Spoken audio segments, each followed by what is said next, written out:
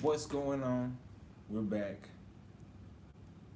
We got a lot to talk about, y'all. We are back. We're gonna let some people come in.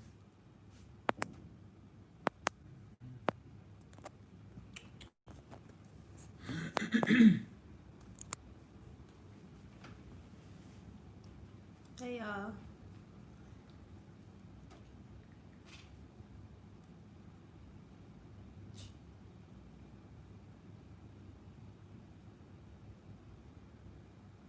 Let me get in the chat so I can see what y'all talking about. We got 7 people. What's going on, y'all? Welcome back. Welcome. What's up, Jay? Hello. Hello. Whew, we got a lot to talk about, y'all. We got a lot.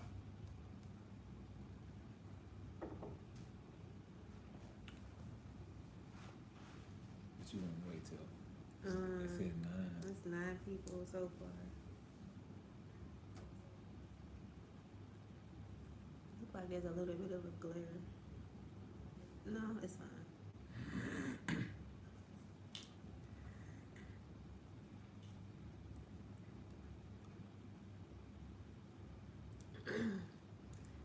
Miss African, my African journey. Hey family, how you doing? We doing good. We doing good. How y'all doing? Well, how you doing? Of course, T3 back there asleep. Y'all know T3? T3 is 1 now. So, 1-year-old, hey man, it's hard to do a video with a 1-year-old, y'all.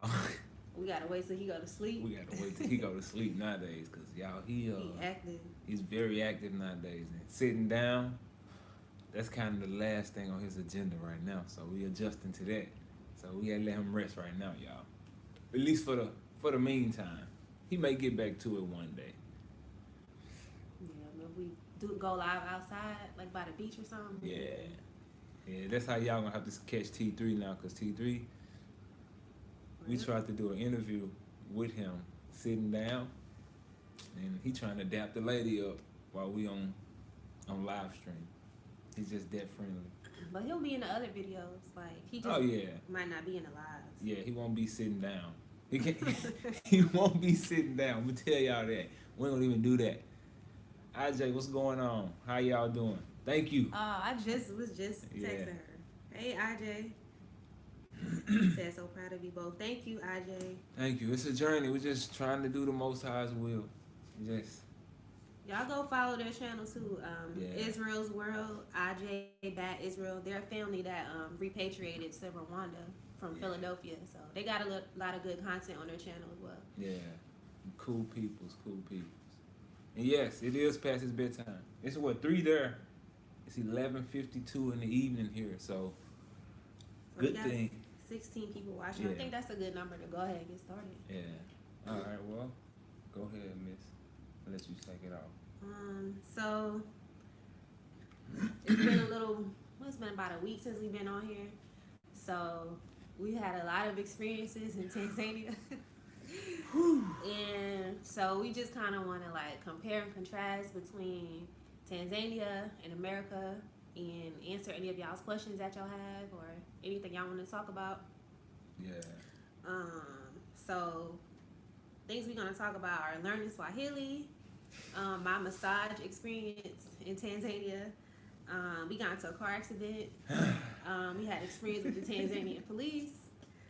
So yeah, we got a lot to talk about. It was quite the adventure, y'all. Yeah, it's a journey. Yeah, we got to talk about what's going on in America too. Yeah. So shalom, hey, shalom, hey. All right, so first, let's talk about our experience with the Tanzanian police, because I'm sure, in light of everything that's going on in America and our terrible, horrible experiences with the police, which are the modern day slave catchers. I'm sure y'all want to hear about our experience with Tanzanian police here. Yeah, it was. So, do you want to tell them about how we even met the police? About what led up to it? Yeah, we were. Okay. So we had an Uber driver, and he was helping us find somewhere to kind of where we're gonna live for a few months. So we driving around. He's trying to get us home before traffic. So before rush hour, because rush hour here, y'all.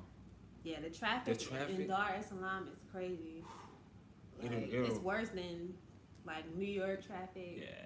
Yeah, but they working on it. It's a lot of the work going on to get it better. I can't say that, but as of now, it's kind of it's a traffic jam at rush hour. But there's some ways to get around it. They have the if you get on a motorcycle, you can just kind of weave in and out. Yeah. And then the bajajis, which is what we were telling you guys about before, like the 3-wheel cars. Yeah.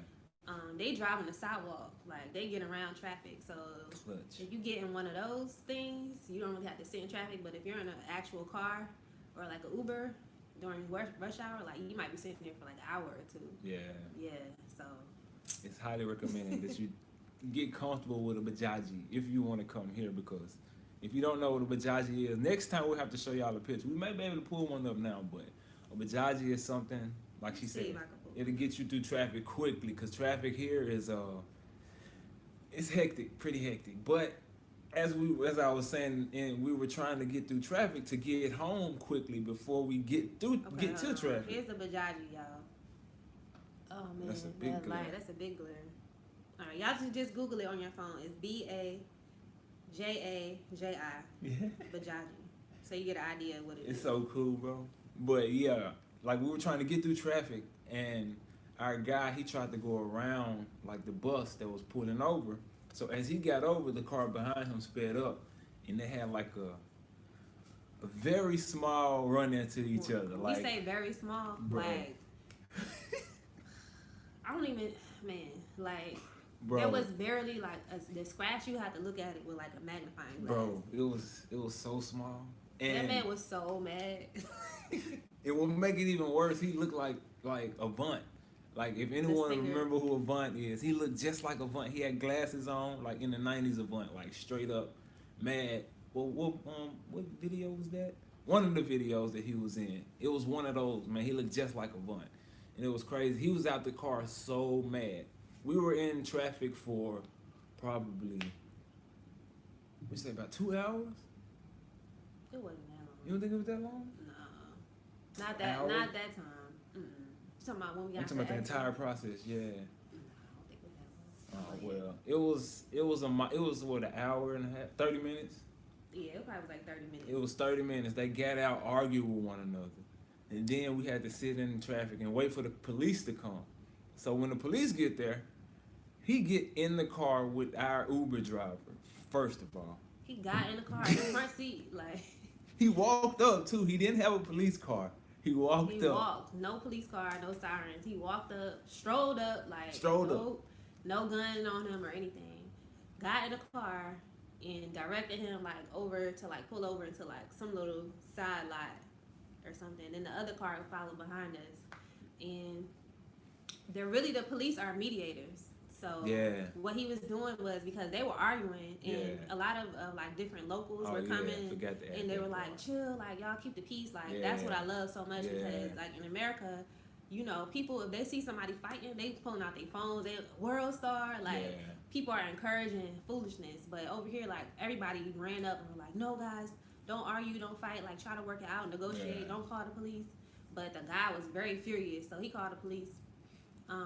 But yeah, the police were like being like mediators. He was just like having them talk it out, and so they wound up squashing it. And our Uber driver actually had to pay the cop, because the cop was going to take his car to the police station. I don't know what for.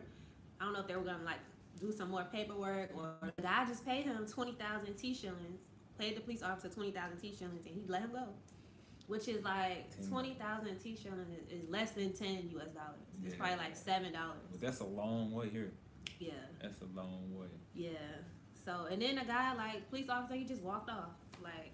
We were like, hold on, no, that's it? He was like, come on, let's go. I'm like, all right, let's roll then. If you say we rolling, let's roll, bro. The police was just, it was like when we used to play Vice City in San Andreas. Like when you put the cheat code in right at the last second and the police just turn around and walk away.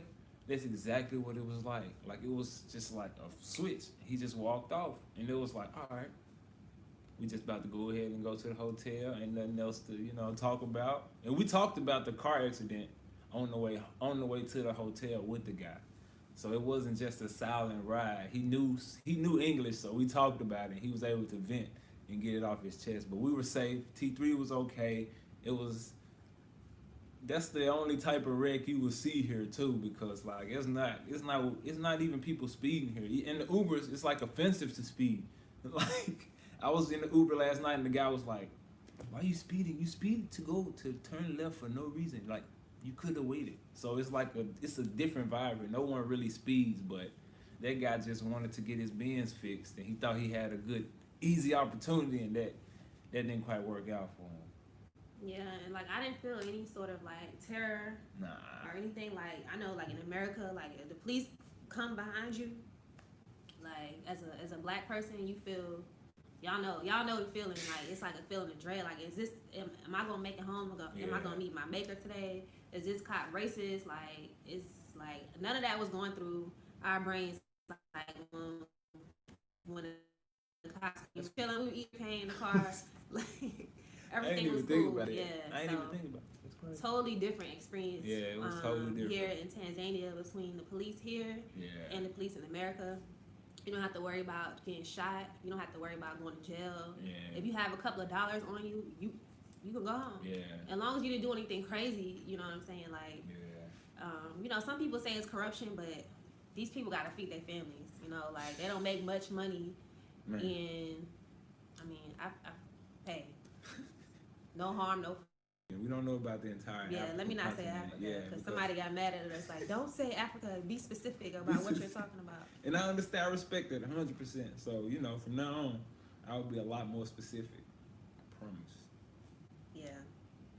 So another thing we want to talk about is, let's see, being prepared for the detox here. Yeah. You know, we come over here and we're excited to detox and we're excited to cleanse our bodies and, you know, eat good food, eat good fruit, get in the sun, but be prepared. Like you may have like some sort of healing crisis or like a detox. I've spoken to a couple of people who came over here and they've like gotten sick within like the first couple of days or a couple of weeks of being here. Yeah. It is not necessarily that you're getting sick from like something that you're eating. Yeah. It's just that you're detoxing from all of the GMO foods, from the chemtrails and all the things that are poisoning you, and the chemicals and the foods and the lotions, the things you put in your body, the detergents, all that stuff you're detoxing. Yeah. So sometimes you're detoxing faster than your liver can keep up with it. So you may experience things like headaches, skin rashes, things like that are like unexplainable, or you may get like a sore throat or like a flu-like sickness. And I feel like that's something that a lot of people don't talk about. They don't talk about the negative side of when you first get here and detoxing, even though it's a good thing to detox. Yeah. You're probably gonna get sick. Yeah, it's a detox for real. It's like, and then you kind of wonder like, oh, I've been trying to eat right, I've been doing right, but then it hits you like, oh yeah, you still detox from everything over there. Like it's an entire process, and with that, you just gotta slow down and just relax. Just let your body do its thing and just detox the best way you can. Like just chill. You don't have to take anything. Just continue to drink your juice. Continue to eat healthy the best way you can, and you're gonna detox it out. Make sure you're drinking a lot of or eating a lot of greens. Like I know, like sometimes you get carried away with like the fruit and stuff, but make sure you're getting your greens in: parsley, spinach, kale, shards. Make sure you're getting that in every day so that you can help your body to detox properly. Somebody, Junior Travis, did you move to Tanzania or are you visiting? We moved here. We moved, yeah. So somebody said, should we fast before we come? What you think?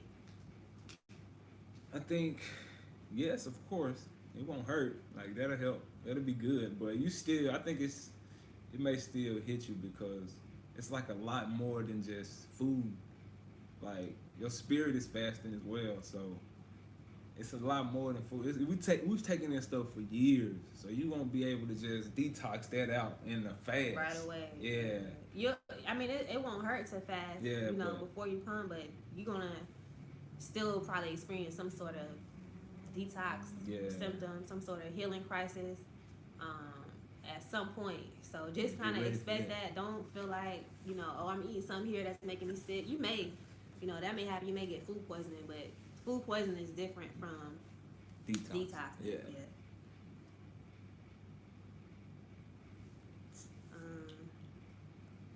What about I want to talk about my massage. So let's talk about the massages. Like massage is also a good form of healing and detoxing. You get to stimulate your lymphatic system, get the toxins out of your body. So I went to get a massage a couple of days ago, and it was different from the experiences in the West. So first of all, like if you're getting a full body massage here in Africa or in Tanzania, I've never had a massage where they massage your breasts. So they did that. So that was different. And like my masseuse, she was very free. Like when I walked in there, she was changing her shirt, so her breasts were out. So things are different here. Like women breastfeeding their children is normal. So you may see breasts in Africa, and like breasts aren't taboo here. So like if you're getting a massage, if you come to get a massage in Dar and you feel like uncomfortable about that, make sure you tell them, because when they say a full body massage, they mean a full body massage. So they got you. Yeah, full body. You're gonna get your whole body massage. You're getting it. Somebody said, why'd you move from Rwanda? Wow.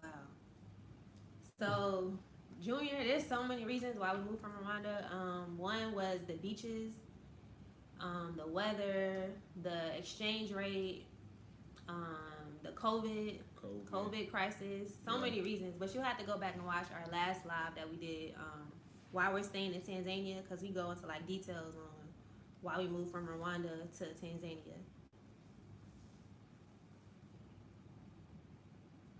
Somebody said, I love your baby. Junior said, I love your baby. Thank you. Thank you.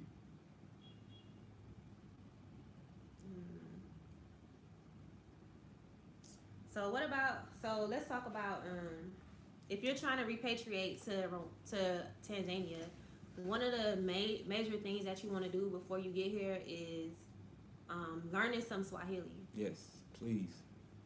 Yeah, because a lot of the Swahili is the official language of Tanzania. They've never, since like the 1960s, they don't teach them really English in schools like standardly. Swahili is the main language here. So if you want to like come here and incorporate into society and not get ripped off, right away, you definitely want to learn some Swahili before you get here. You have to get a head start on that, because when you in these Ubers and these different Bajajis, like a lot of them don't speak English and don't want to really, and they would tell you that. They would be like in Tanzania we're nice, but we speak Swahili. That's it. Like that's all they can tell you. Like we cool, but Swahili, hey, we have to really learn that in order to fit in. And once you get here, I mean, it should be easy. Like I didn't really think it would be. It's not that difficult, because I want to learn. But if you really want to get a head start on it, start now, like she said. But it's not hard, because if you have the drive while you're here, it's really you're gonna get it fast, because you want to learn and you have to learn it. That's how we here. But get a head start for sure. It's gonna help you out a lot. It's worth it. Yeah.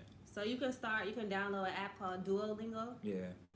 And it'll teach you to like some Swahili words, like, just simple things that you need to get around. Hello, thank you, how are you, welcome, how much is this, things like that, just so you can kind of like know how to maneuver and get around. Yeah. And so that you might be able to pass if you know like some words for a Tanzanian, so you won't get charged, like overcharged for things. Yeah. So somebody said, any Swahili words you've learned? Mambo, which means hello. Hello. And so you say poa. Poa. Poa, yeah, which is the response to mambo. Good. Yeah. And go Asante Sani. Asante Sana. Asante Sana. See, she's fine. Asante Sana. That means what? Thank you, right? Yeah. Yeah. And then Shingapi, which means Shingapi. how many shillings. So if you want to ask like what's the price of something, you say Shingapi. Shingapi. What else have I? Karibu. Karibu, which means welcome. That's like one of the official words of Tanzania. They always say Karibu. Karibu. Yeah. And it was one more we just went. Well, that was a lot. That was a lot, y'all. Somebody said, how's y'all spiritual life now that you're there? Funny that you asked. Yeah, funny that you asked.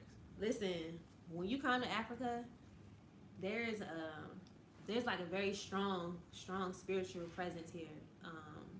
Definitely, there's a lot of Christians here, there's a lot of Muslims here, and there's a lot of people who practice forms of African spirituality. Some people call it witchcraft or voodoo. Yeah. I don't know, whatever you call it. So, just make sure that you're praying and that you're covering yourself, because there are very powerful spiritual forces here, and you can pick up on it. Like, especially if you have the Holy Spirit, you can pick up on a lot of that stuff. Yep.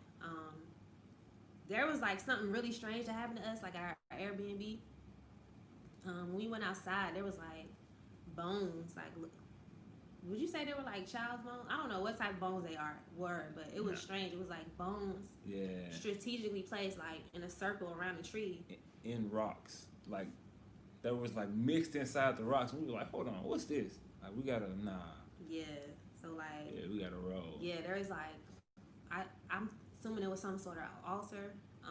From the way it was like placed around, it wasn't just like thrown on the ground. It was like placed, in like a certain order. Yeah. So, yeah, like I think our spiritual life has definitely improved over here, because I know for me, like I need to make sure like I'm getting up and I'm praying in the morning, and I'm getting up and I'm reading my word, and I'm just making sure I'm talking to the Father throughout the day, because you gotta be on your P's and Q's out here. Yeah, you have to. And I feel like I'm more like, I've always been like this, but I'm on guard now for my family. Like, I feel like I have to be more into my word and into my time with the Father to make sure that I keep my family protected. So I could say our spiritual life is a lot stronger.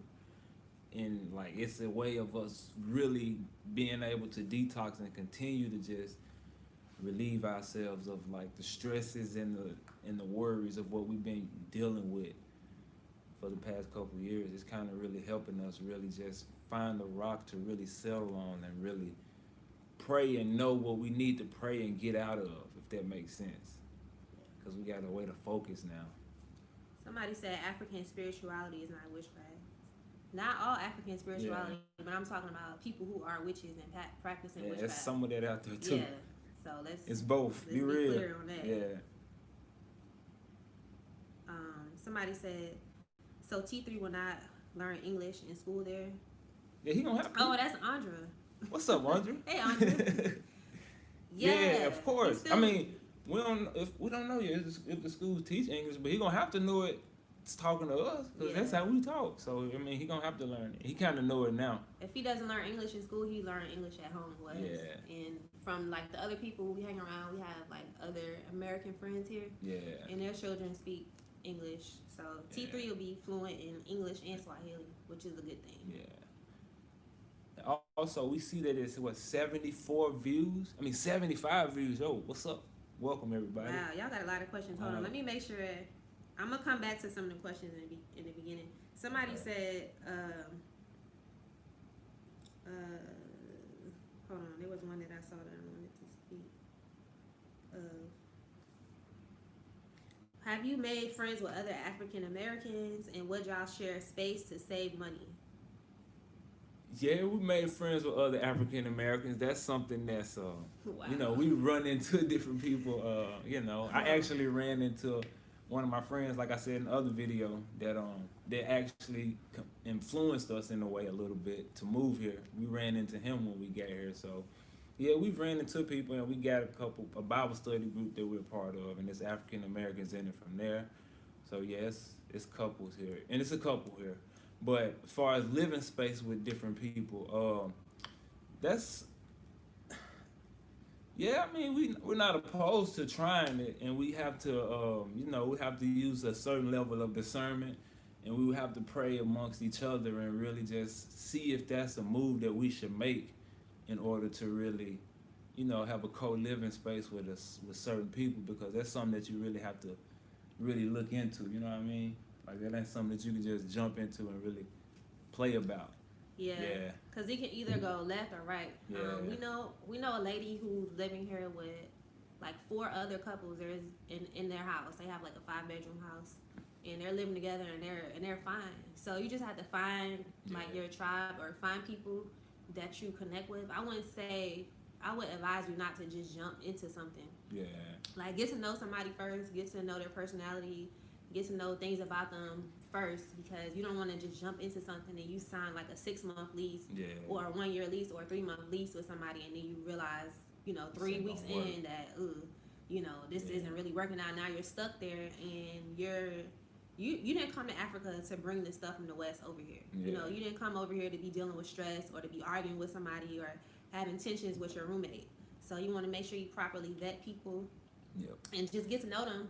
Slow the brakes, down a little bit. Get to know people first before you make that sort of decision. Or do something that's like on a month-to-month basis. Like, okay, we're going to live with each other. We're going to do a trial month. And then we'll come together and see, like, after that time, like, if we want to continue on. Or a trial month or 2, and then see if you want to continue on. But I'm not opposed to that. I think group economics is a great way to save money if you have the right people.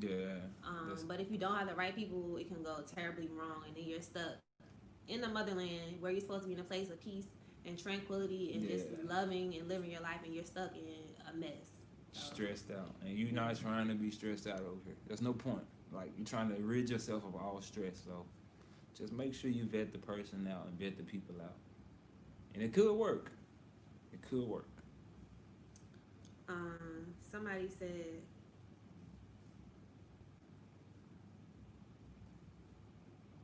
how do you like it there compared to Rwanda as far as the land, and are there beaches in Rwanda? How do you like it here compared to Rwanda? Compared to Rwanda, and it's Rwanda, y'all. Gwanda. That's how they say it, but if to say it properly, is Gwanda. Yeah, but well, compared to Gwanda, I think I've learned, like, Dar es Salaam, Tanzania is totally different from other parts of Tanzania.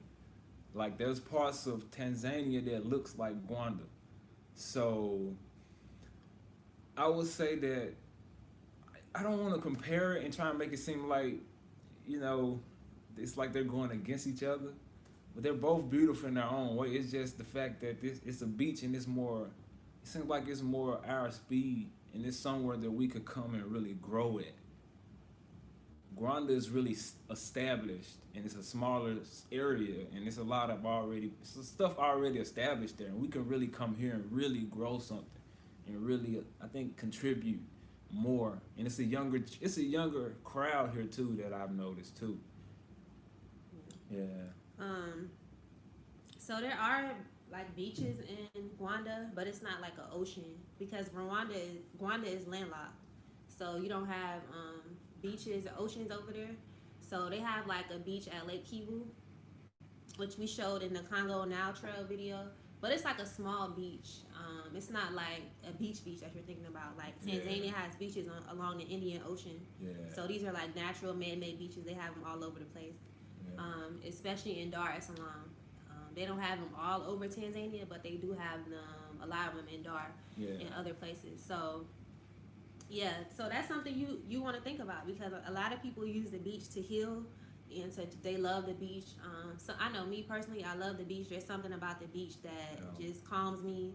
I like to go out there and talk to God. I like to go out there with my family. I like to just go out there to just do things. So that's something that we were missing in Rwanda. If you're like a beach person, definitely think about that. And shout out to Will B. He's our first super chat donor. He just donated $15. Shout out to Will. Thank you, man. We appreciate that, bro. And we see we have 93 viewers and 39 likes. Welcome to the channel, everybody. And all the new people. If you haven't already, subscribe. And if you haven't already, please like so we can get this message out to more people, so everyone can figure out how to repatriate back to the motherland, so we can help them, get them the tools and help them get here. Thank y'all. Yeah, so if y'all heard me coughing, that's that detox I was telling y'all about. Like, Yeah, it's real. it's in It my hit throat. Yeah, like you. I had to drink some green juice today. So Yeah. y'all excuse me coughing. Excuse me. Let me see. Somebody said, okay, they in there talking about African spirituality. Yo, let's not get sidetracked, y'all. Oh, back to, have you made friends with other African Americans? So yeah, and another good thing about Dar es Salaam is there's a very large community of African Americans here. We just got added to a group chat today, like the Dar es Salaam group chat for repatriates, and there's like 80 families in there already. 80 families. So there's a lot of people here. Like there's people for everybody. There's 19-year-olds here. There's there's single people here. There's other married couples. If you want to start hanging out with other married couples, or if you want to meet somebody if you're single, they have a little bit of everything. There's kids here, so yeah, don't worry about coming here and then being the only, or being like one of a few African Americans. There's a large community here. Yeah. And we all kind of like stick together. Yeah, not saying we hang out every single day, because we all have busy lives and things that we're doing. Yeah. But we do have like group chats, WhatsApp chats. So yeah, you can definitely meet your tribe here, like meet other people here, and go hang out or do what y'all do. Yeah, and we all share information with one another too. You have to, like, everyone is at different levels of this whole process. So when you connect with somebody here, everyone is always willing to connect you with who you need to get connected with, help you get in a good position to really get taken off. Somebody said, to tell the truth, the Bible is a book of yeah, who want to help us moderate that? Like, come on now, stop it.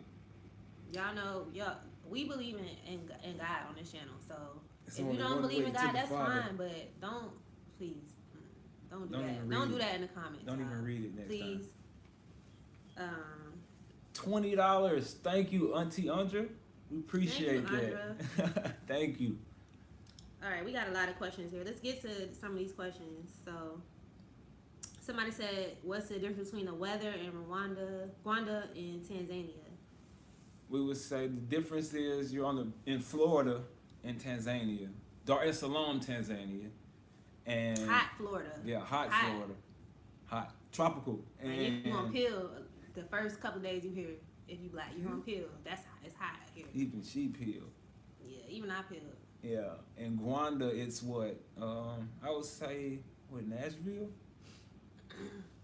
It's like there's sun. It's a good weather, but it's often overcast. Like the sun is sometimes behind the clouds. Yeah. So you don't get like the full force of the sun in Rwanda as you do, compared to what you do in Tanzania. But I still prefer the weather in Rwanda over like places like New York or places that have get very cold and snow. So Rwanda is like usually like in the mid 80s, and it stays that way usually like all year round. Yeah. Whereas in Dar es Salaam, it may be in the 80s, but it'll feel like it's in the 90s because of the sun, the force of the sun. So,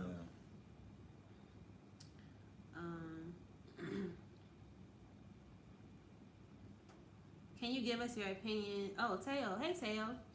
Can you give us your opinion on the recent flooding? Yeah, we can. The one here?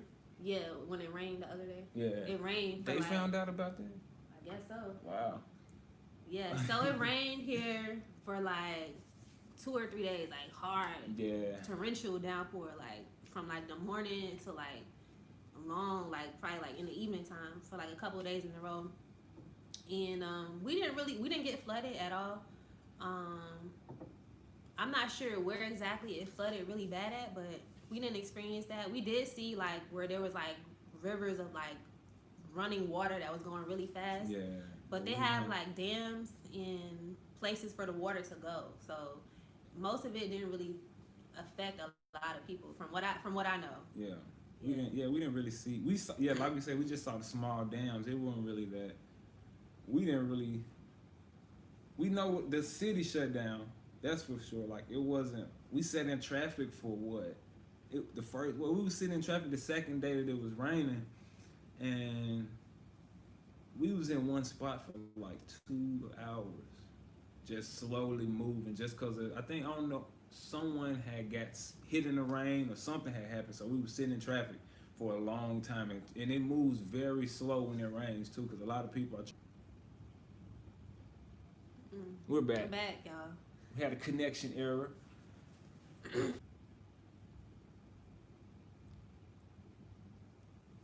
There it is. We're back. We're back, y'all. Somebody said, are you planning to visit Zanzibar? Of course. We got to. That's definitely on the list. And every local tells us that too. Like, you have to go to Zanzibar. So yeah, that's definitely on the list. We got to go there. So for those of y'all that don't know, Zanzibar is like an island off of Tanzania. It used to be its own country, but it united with Tanzania, and so now it's part of Tanzania. It's known for like its really beautiful, crystal clear beaches and oceans. So, and they also have a lot of spices there as well. Mm-hmm. So we're definitely going to be visiting Zanzibar soon, and then we're going to upload a video on that too, so y'all can see what Zanzibar is. It's very beautiful. Yeah. Compare the infrastructure and cleanliness of Rwanda versus Tanzania. The infrastructure and cleanliness. I would say it seems like you want to go first? I'll let you go first. Okay. I would say as far as cleanliness, Rwanda wins hands down. Like, and Rwanda is known as the cleanest country in Africa anyway, and it definitely lives up to its name. Tanzania is not a dirty place, but as far as comparing and contrasting, Rwanda is definitely cleaner than Tanzania. Yeah. But they also have a cleanup day in Rwanda. Like every 4th Saturday, they actually go out into the streets and clean up. So they make it their business to clean up. And I would love to see that implemented in Tanzania. Yeah. Like people going out and clean, especially like the beaches. Sometimes like they'll like leave bottles and stuff on the beaches. And I'm like, man, like why are they doing that to this beautiful country? Like you could just throw it in the trash can. Yeah. So yeah. Maybe if the Americans come over here, we can try to see if we can implement like a 4th Saturday cleanup. Yeah. I don't want to step on Tanzanians' toes, but I mean, y'all can't be mad if we just go out and pick up trash, right? Yeah. And it's a good way to like help them understand the value of what they have, because like talking to a lot of people here, they don't really understand the value of what they really have and like where they're living at. This is really a valuable place, and they really have so many different resources and so much beauty here, and they don't understand it. So if they see you taking the step and like see an American coming over really trying to help them, that really shows them like, wow, I really have something here. Like they really appreciate that and value our perspective on that. Yeah. And as far as the infrastructure, I would say they're kind of similar, but Tanzania does have more like different stores, like department stores. Like they have a Woolworths here, they have more shopping malls here. Yeah. They have like it's a bigger city too, so that's probably why they have more stuff here. But there is like a lot more infrastructure here in Tanzania, but a little bit more infrastructure wise, but somebody said the African Wi-Fi. Man. 10%.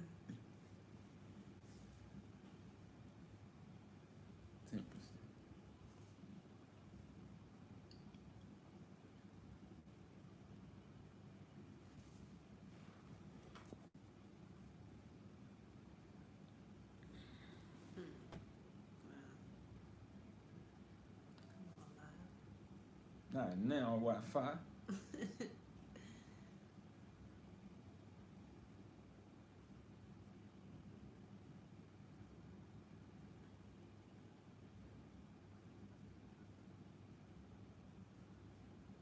Oh, we still live. They say it's good. Oh, thank you. Can y'all, okay, can y'all see us? Yeah, she said we still. Okay, never mind, because it's saying reconnecting on our end. That's why we stopped. Okay, Somebody said my only thing with Tanzania is there's no ownership of property, just renting. So something I guess to consider when moving to any continent. Yeah. Yeah. Yeah, we just speaking with someone about that. It's really a way to really help them not stay corrupted, not get corrupted. I mean, it's like you have to go through a local in order to get like some sort of help in this. Like you said, it's something to think about and understand. Like you have to really come over here with a mindset to build a relationship with someone. Like you can't come over here and be standoffish and think, "Oh, I'm just going to grow something for me." It's like no, we have to form a partnership with someone that's a local in order to get the job done. Like that's the only way. And I really like after she broke it down like that today. I really respect their perspective. Like you can't help but respect it.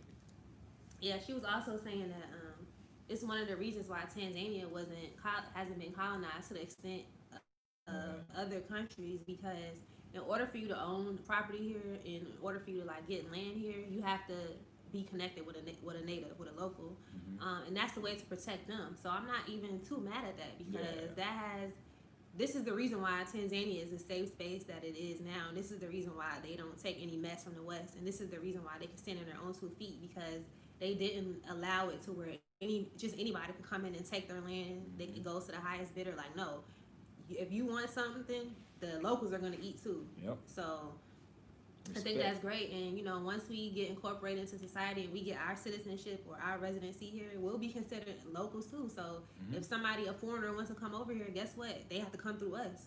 I don't think that's necessarily such a bad thing. And that's another thing we were talking about, like detoxing from the West and the Western way of thinking and the Western mindset. Like, when you think about it, it's not such a bad thing that you have to, you know, link up with the locals or go through somebody native in order to establish yourself here. And that's also part of one of the prophecies of the 2 sticks becoming one. African Americans linking up with their African brothers and becoming one, like we were supposed to be before we were taken from this place and brought over to the Americas and the Caribbeans on slave ships. You know, we're all the same people. Yep. So this is another way for us to be able to incorporate ourselves into society, learn the language, and so, like, it's not to be thought of in a bad way. Like, when you really think about it, it's actually something positive that's happening here. So, because we both have a lot to learn from each other. Like, we can learn a lot from Africans, and they can learn a lot from us. We both have different things to bring to the table. And once we unite, y'all, we'll be unstoppable. Like, that's what they want to prevent. You know, that's what the West wants to prevent. They don't want us to unite. They don't want us to come together. They don't want us to put our 2 brains together and really become the force to be reckoned with. So the day is coming, y'all. The day is coming. So watch out. We gotta come together. Yeah, we earn our way up. It's written. It's our time. It's y'all. written. It's time. Yeah. It's time. Let's see.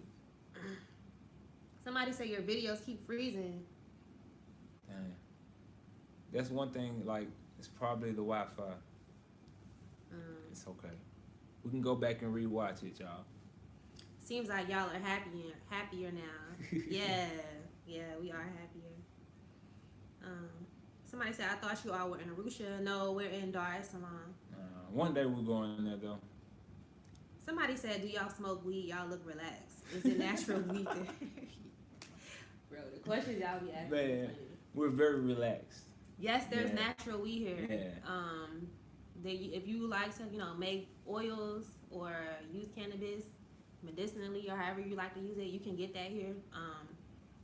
There's a place that you can get it from where they sell it with like the seeds in it, and it's not GMO like the cannabis in America, which has, if it doesn't have seeds in it, you shouldn't be using it. You shouldn't be smoking it. You shouldn't be using it for oil. You shouldn't be eating it, making gummies out of it, because it's been genetically modified, and it's not the cannabis or the hemp that you find in nature. So none of it. Yeah, just be mindful of that. I know some of y'all like to call it Reggie or whatever the case may be, but Reggie, that's the regular. Yeah. That's what you need. Yeah. So, yeah. It's here if that's what you need. If that's what you look for. Somebody said, would you recommend bringing rain boots when you go? Yes. That's a good idea. I mean, they said it don't rain as much, but when it did rain, it poured. So... yeah, bring your rain boots. It's a lot of mud too. It's a lot of mud. Bring an umbrella as well, a nice big one, so you can carry your family over your family. Somebody said, "What are your opinions on Magufuli, the president?" He's cool from what we see. I mean, my opinion is he's cool, and it seems like the people here love him too. So that's my opinion. What's your opinion? I love the fact that he stands up on his own 2 feet. Yeah. And he doesn't allow the West to dictate how he runs his country. He hasn't taken any bribe money, any blood money from the West, whereas some of the other African leaders have. He's not going along with trying to push the vaccines, the trials. I don't know if y'all heard like the latest update on the trials. They stopped the trials with AstraZeneca and Johnson & Johnson because there were like extreme side effects to the point where people were put into the ICU from the trial experimental vaccines that they're doing. So I'm like, and then they're not even saying like what were the side effects or like what they went to the ICU for. They're just saying, oh, they had to go to the ICU and they had to stop the trial. So it had to have been something that was very, very dangerous that happened in order for them to completely stop the trial midway through. So, yeah, I love the fact that he's not subjecting his people to being experimental lab rats and, you know. Yeah. I don't really have anything bad to say about him. I don't know that much about him because I just got here. But from what I see so far, I think that he's a good man. Yeah, so far. No COVID mask, so he cool to me. Somebody said invest in a generator. Yeah, that's a good idea to invest in once you get a house and you need to do all that. So you have to get a generator. That's smart. Yeah. Yeah, because there are power outages. Yeah. That's another thing about Tanzania is you probably will experience a power outage at some point. Guaranteed. Throughout the week. It's not a long power outage. It may just be a couple of minutes, but sometimes it can be inconvenient. Like if you're cooking or if you have like electric stove or, you know, if you're just doing something in the house or if you use Wi-Fi for your business. Mm-hmm. So make sure you have money, budget that into your funds when you come is to get a generator if you're going to be purchasing a house, so that if the Wi-Fi does shut off, you still can, you know, be able to carry on with your life. Yeah. And don't be so dependent on Wi-Fi, because that's one of the detoxing things. Like, you can't be so, oh, my Wi-Fi, because if it's not working, it just ain't supposed to be working right now. Just find something else to do. Yeah, Wi-Fi we understand how much of a luxury it is once we get over here, and it goes out on you. So it's like, woo, Wi-Fi. Somebody said, hello, wonderful couple. I follow Destin Ministries with Pastor Darby. I remember when you guys joined and he married you all. Y'all drove 3 hours to and from church. Are you still in touch? With Destin Ministries, yes, we still keep in contact with some of the people within the ministry. Actually, Josiah Darby, the son of Pastor Darby, he actually made the intro music to the YouTube channel video. So that my man Josiah did that. So we still work with Destin Ministry. We still are connected with them. We got a lot of them. The friends are on Facebook and Instagram. We still reach out to the deacons and deaconess and talk to them sometime and just send encouragement. They send us encouragement. So yeah, we're definitely still in contact with Destin Ministry. We can't let them go. We can't. Yeah, that's home. Man, they were an instrumental part in our marriage and a lot of things with us. So yeah. Somebody said, did you hear that Rwanda is looking for investors in cannabis market? I did not hear that, but I think that's a good opportunity. Yeah, over there. That's the road you're going down. Yeah, that's something that you're interested in. Definitely get in on that because currently cannabis is illegal in Rwanda. Yeah. So when they make it legal, you can be on the front end of the cannabis industry. Yeah. Because in America, you're locked out of it right now. People are still being locked up for smoking or having weed. Meanwhile, the drug companies and lots of white people are being able to just sell weed freely and profit off of it, but people are sitting in jail. So you don't have to worry about that over here. Once they legalize everything and they get the cannabis market going, you could be on the front end of that. So that may be another good investment opportunity or an opportunity for people who want to come over here and make money and they don't have like a business idea just yet. Look into that. Yeah, if that's a legit source.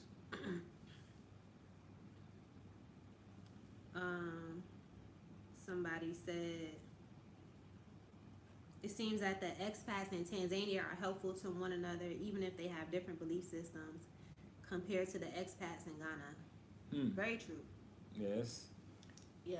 I haven't really. Well, I haven't really seen much about the expats from Ghana. I don't really watch anything else besides what we doing, so it's kind of difficult for me to have a input on that. But I know it's a different vibe here. Like, you on the beach, you chilling, you relax. Like, I don't know. I heard Ghana. Like, everybody that's in our groups though, they talk about how it's different in Ghana.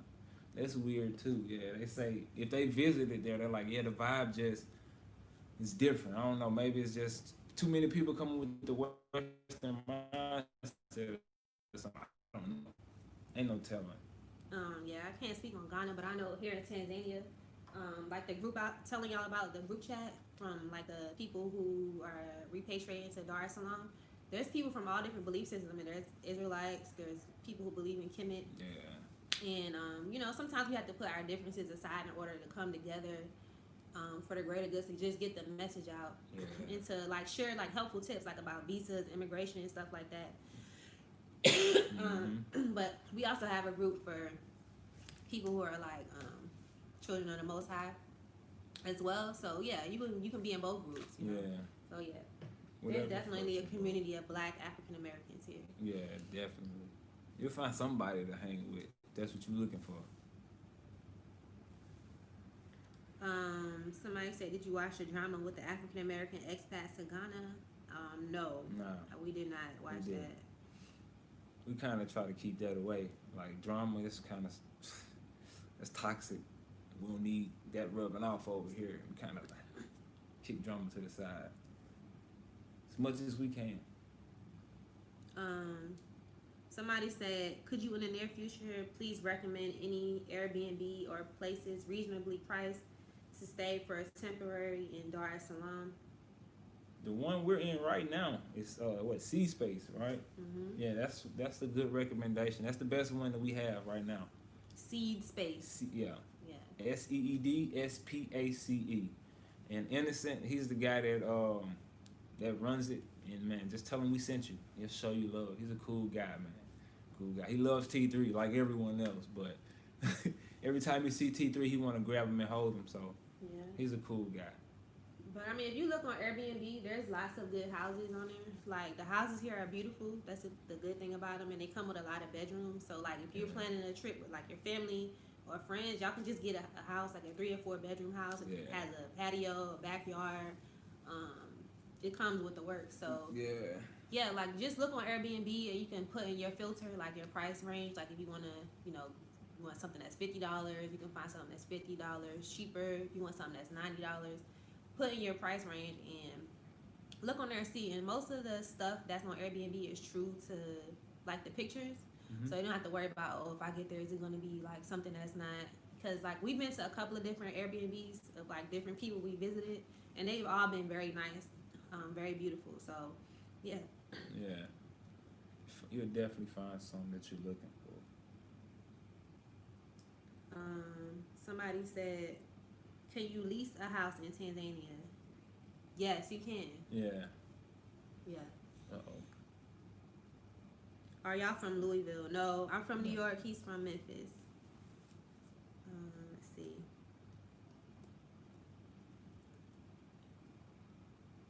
Somebody said, can you get to Kenya by bus?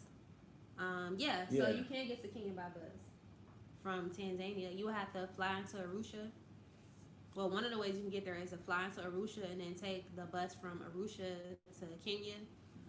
And that's also a good way if you're like, because when you come here, you have to get a 90-day visa. You get a 90-day tourist visa. And after that, you can extend it. Or what you can do is you can leave the country and come back in and then get another 90-day tourist visa. And that's what a lot of people do, is they'll fly to Arusha, Tanzania, and then take the bus from Arusha to Kenya, get their passport stamped in Kenya, and then come back. And it's easier to do it that way, like through the land borders, than it is through the airport borders, which are more stricter, as we all know. If you travel through an airport, they got all type of security dogs. The land borders are not as strict as the airport borders. So if you're worried about getting the visas, that's one way where you can get a visa is to just go through the land borders, get your passport stamped in another country, and come back in. You can even come back in the same day. You just have to show that you left the country and you're coming back in, and you get another 90 days. You can keep doing it that way if you want, or you can apply for other visas. They have work visas, they have work permits, resident permits, and they have student visas as well too. So if you come and you want to like learn a Swahili class, you can get a student visa for 2 years. But of course you'll have to pay for the Swahili class. But that's another good way to get a visa for a couple of years instead of having to, leave and come back to the country if you don't want to do it that way. So, Teo, thank you for the super chat. Thank you, man. We appreciate it, Teo. Thank you. Somebody said I highly recommend Dar Lux bus to get from Tanzania to Kenya. Okay, so that's one bus y'all can take. Oh, she said somebody said it's a train. Oh, I didn't know about a train. There's a train as well. Thank you for that. We have to look into that for sure. Trains. Somebody said, did y'all have to do the COVID test when you flew to Tanzania? Yeah, we did. But that's only because we were coming from Rwanda. So we had to do the COVID test. If you're coming from America, you don't have to do the COVID test to come into Tanzania. But if you're coming from a country that requires like testing, then you have to check on each country's travel website. Go to like the travel.gov website for the country and see like what their requirements are, because each country has a different set of requirements. So right now you don't have to have a COVID test to leave the U.S. So if you're going to another country that doesn't require COVID testing, such as Tanzania, then you don't need to have a COVID test. But if you're going to like Rwanda, which does require COVID testing, you're going to need to take a COVID test in the U.S. before you leave, and also when you get to Rwanda as well. So just make sure you check in, because if you buy a flight and you get to the airport and you don't have that COVID test, the airline is going to check. They're not going to let you on the flight. So now you wasted money, and you may, have to pay to get your flight changed and go through a whole bunch of, you have to change your hotel, your Airbnb. You don't want to go through that. So just make sure you're doing your due diligence before you leave, and check in and make sure what the requirements are, what the COVID testing requirements are, because sometimes you have to take it like 5 days before your first flight or like 4 days before your first flight. So just make sure you check before you leave. This is why you get a wife. Like, bro, that was fire. Somebody said Charlotte Cloud. Thank you for the super chat. We appreciate it, Charlotte. Thank you. Now, like I was saying, like, y'all see how detail oriented that was? Like, man, you can't get nothing over a black woman. Like, bro, that was. Whew, I ain't said nothing for a few minutes. I'm sitting here trying to say something. She just. She got it, y'all. She got it. Man. Somebody said, can you compare Tanzanians to African Americans, the differences and similarities? That's a good question. Tanzanians compared to African Americans, I would say the Tanzanian, I go for the men and you go for the women. Okay. The Tanzanian men are a lot more, and I can do Rwanda too. Like both men, they're a lot nicer and welcoming to one another. It's like once they see you a good person, like they don't fight it and they don't try to act like, man, why is it weird? Like he cool, but I don't know, I don't get it. It's like once you cool, bro. Like you automatically get to be in, like they treat you like a brother immediately. I've been to places where like they see me with T3 and they're like, oh, get him a beer, man. He's cool. He's a cool guy. He got his son with him. Oh, give him a kebab on me, man. He's a cool guy. And the guys that I do get cool with, all of them like tell me good morning, bro. It's like that's something I had to get used to. I ain't gonna lie. They like, good morning, bro. How'd you sleep, man? I got something to ask you. They greet you with good morning as brothers, and that's something like dang, that's dope, bro. Like that's not something that I'm used to, but it's cool. Like we still greet each other in the States, but it's like it's a calmer feel here, and it's like there's not really any animosity really. And like in the other video, in the other instance that we had in a car accident, like the people were so calm and like like it was like 6 or 7 men walked up trying to mediate between the two guys arguing. Like, bro, just calm down. Y'all talk it out. Like, bro, just talk. Y'all just chill. Like, just figure it out, bro. It was like that type of vibe. It's that type of vibe amongst the men here, and that's something that's cool and inviting, bro. You kind of, like my boy Reggie said, he like, after a few months, you really just let your guard down and like realize, like, man, I ain't gotta be so tense and just really looking over my shoulder all the time. Cause the guys here, it's like really a cool vibe, bro, from everybody. Yeah.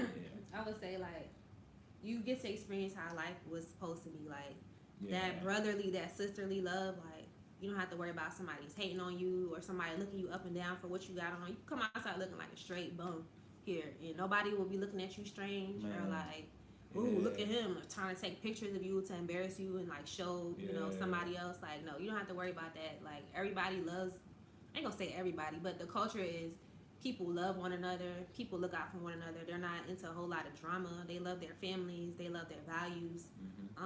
It's completely different in America. Like even the women here, like y'all know how some of the women can be in our community. Like, you know, y'all know how they can be. I'm trying not to be negative with it, but y'all know how we can be towards one another. There's a lot of cattiness, drama, cliquishness. I haven't experienced that here. Like the women, they treat each other like they really love each other, like they're sisters.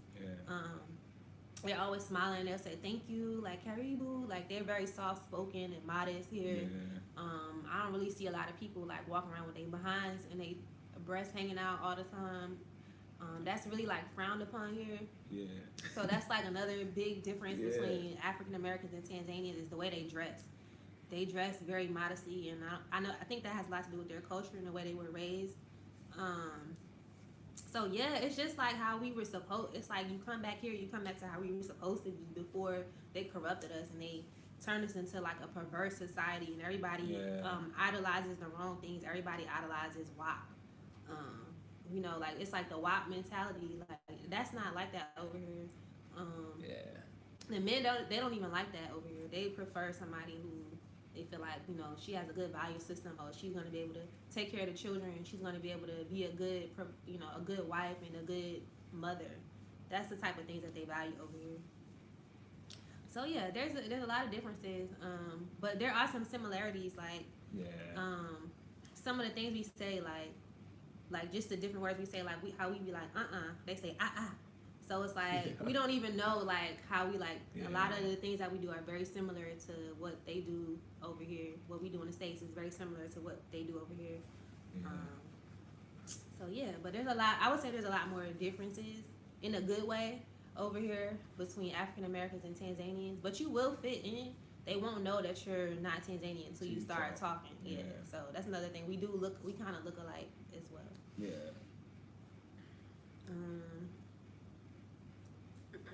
Let's see.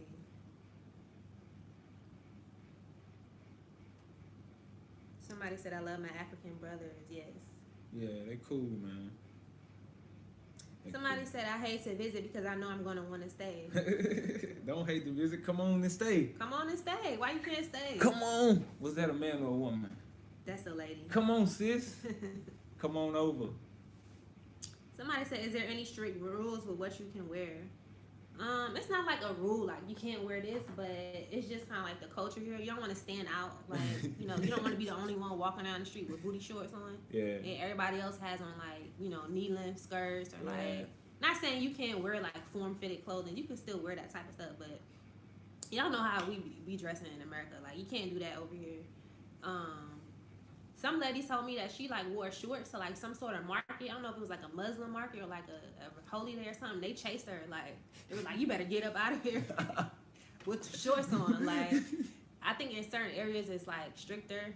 Not necessarily like in Dar es Salaam, but like other parts of Tanzania are stricter with what they allow you to wear.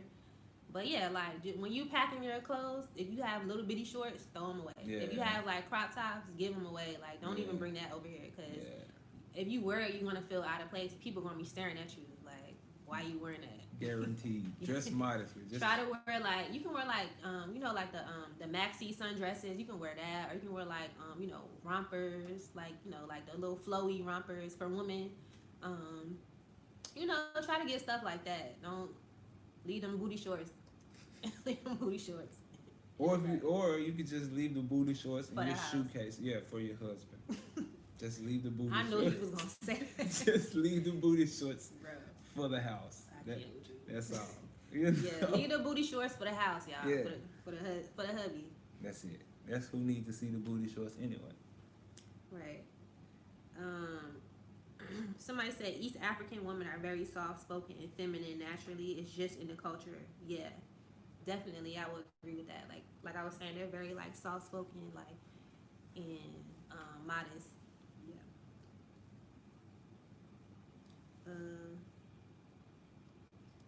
Somebody said, yeah, Africans are naturally conservative people. Yeah.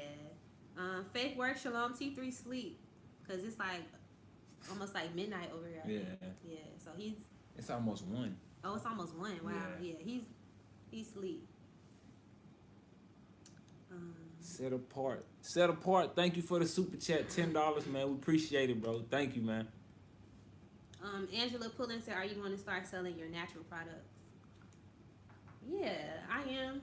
But the thing is, like, we still getting situated here. We still gotta figure out where we're gonna live permanently or temporarily for the next couple of months. Yeah. We gotta figure out, get our visa situation situated. So once we get everything situated, Yeah. we're gonna be back doing like, you know, natural products. And in the meantime, I'm doing herbal consultations, and we're also doing African consultations. Like if you need more in-depth help and like detailed help than what we provide like on the videos. Well, there's a lot of information in the videos, but if you feel like you need more help, we're also one-on, or you just want to like talk to us one-on-one. Yeah. We're offering Africa repatriation consultations, and I'm also offering herbal consultations as well. Somebody said that happened to me. I wore a mini dress and one guy yelled and said if I should choose either to be naked or dressed up well with respect. Yeah, like I'm trying to tell y'all, like they don't play around like out here. Like you have to come here and respect their culture. You can't come here and disrespect them by thinking that you're gonna wear what you want to wear. Like we have to detox from the Western mindset and realize that we don't have to. And even me, like I used to dress like that. I'm not gonna lie, like That's real. you know. So it's like I even had to detox from that, you know, like everything isn't to be displayed, you know. Sometimes you have to cover yourself up, and you can still be cute, you know, like you know, you still put on your earrings, get your hair done, wear your cute dress, you know. If you want to wear something that's a little more form-fitting, you can still do that, but don't go overboard with it because people will say something to you. People will look at you funny. You may cut yourself off from your potential mate, like because people are looking at you. And Tanzania is big, but it's small because even our Uber driver was like, somebody was telling me about you. Like he was telling Tim, he was like, somebody told me about they took you on a ride like the other day. Yeah. So people talk, like especially like if you're Americans and stuff, people were like, oh, have you seen this American or that American? So you don't want to come out here and get like make yourself a bad reputation or be known as somebody that's loose or somebody or people that are only after you for one thing, which is sex. So yeah, so that's my tip for women. And at least he said it, and you see how friendly he said it. Like he didn't even curse her out. He just let her know, like, hey, you can't, you know, just you don't have to do that. Like, go put some clothes on, sis. It was in a nice way. Like, come on, sis, we need you to do better. Help us out.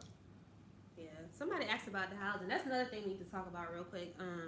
Are we looking for houses to rent or apartments? So the skinny on the house hunting here is, if you're planning on getting a house here, have at least 3 to 6 months of your rent to put down as your deposit.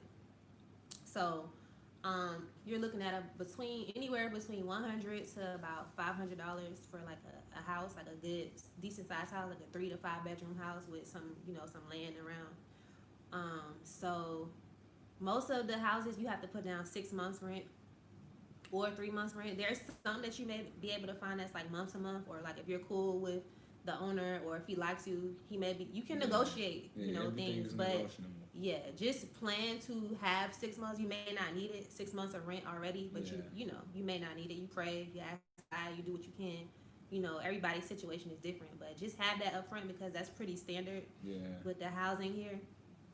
But everything's negotiable. Right, but everything is negotiable here. And cash talks. Yeah.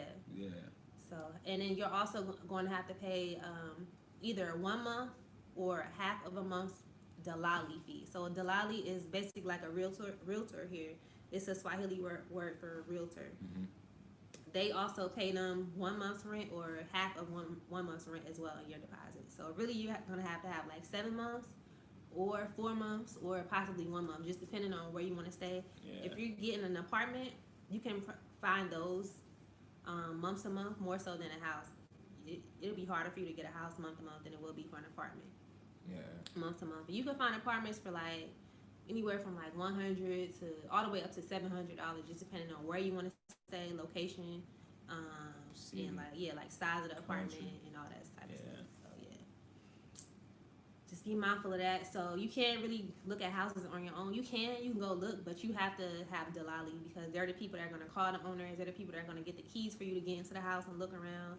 And that's just how things are set up in Tanzania, which is good too because, like I said, you have to have that relationship with the locals in order for they have to eat too. They have to eat if you want to, come in. So it's not a bad thing, paying them.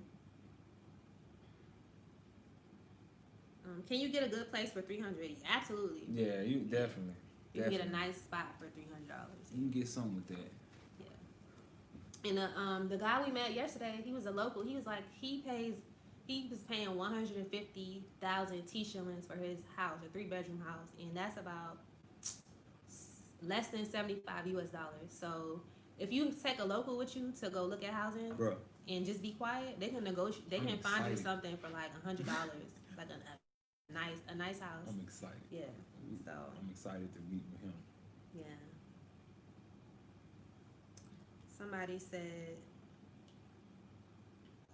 is there any way to, hey Kendra, hey cuz, is there any way to email you? Yes, I'm gonna type my email address in the chat under FordsHerbal so y'all can email us.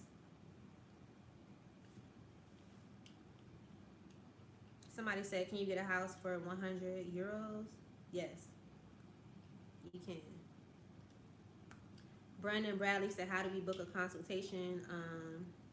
Do we have that? It's not in this link yet, but if you go to our other videos and click on the description box, it'll be in the description box, like the last option on there. And at the end of this video, we'll put it in the description box too. Or I could comment it now. Yeah, he'll type it in. I'll type it in now.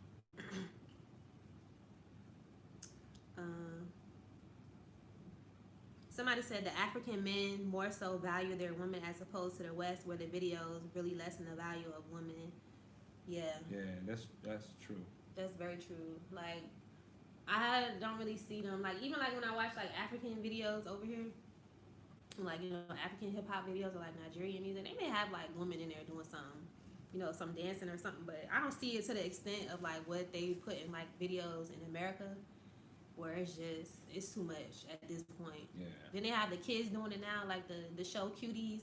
I saw like the girls were posing the same way as Cardi B and Megan Thee Stallion from the WAP video, and I'm just like, why?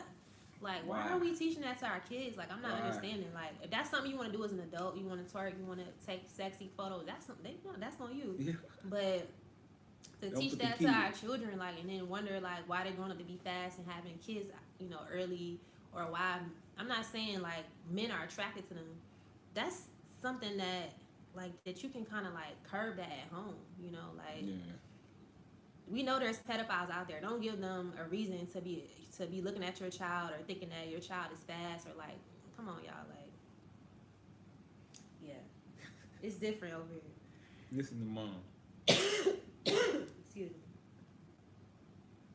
Somebody said, wow, this beats the $1,500 a month I'm paying. Yeah, man. Yeah, it's a lot better than that. Then you get a lot more space. $1,500. You bring $1,500 a month over here. You getting a mansion. You getting a mansion guaranteed. Fresh Prince of Bel-Air times 10 mansion over here with $1,500. Yeah, you're gonna get some good space with that. So yeah, you can just go ahead and start saving some of that to come over here.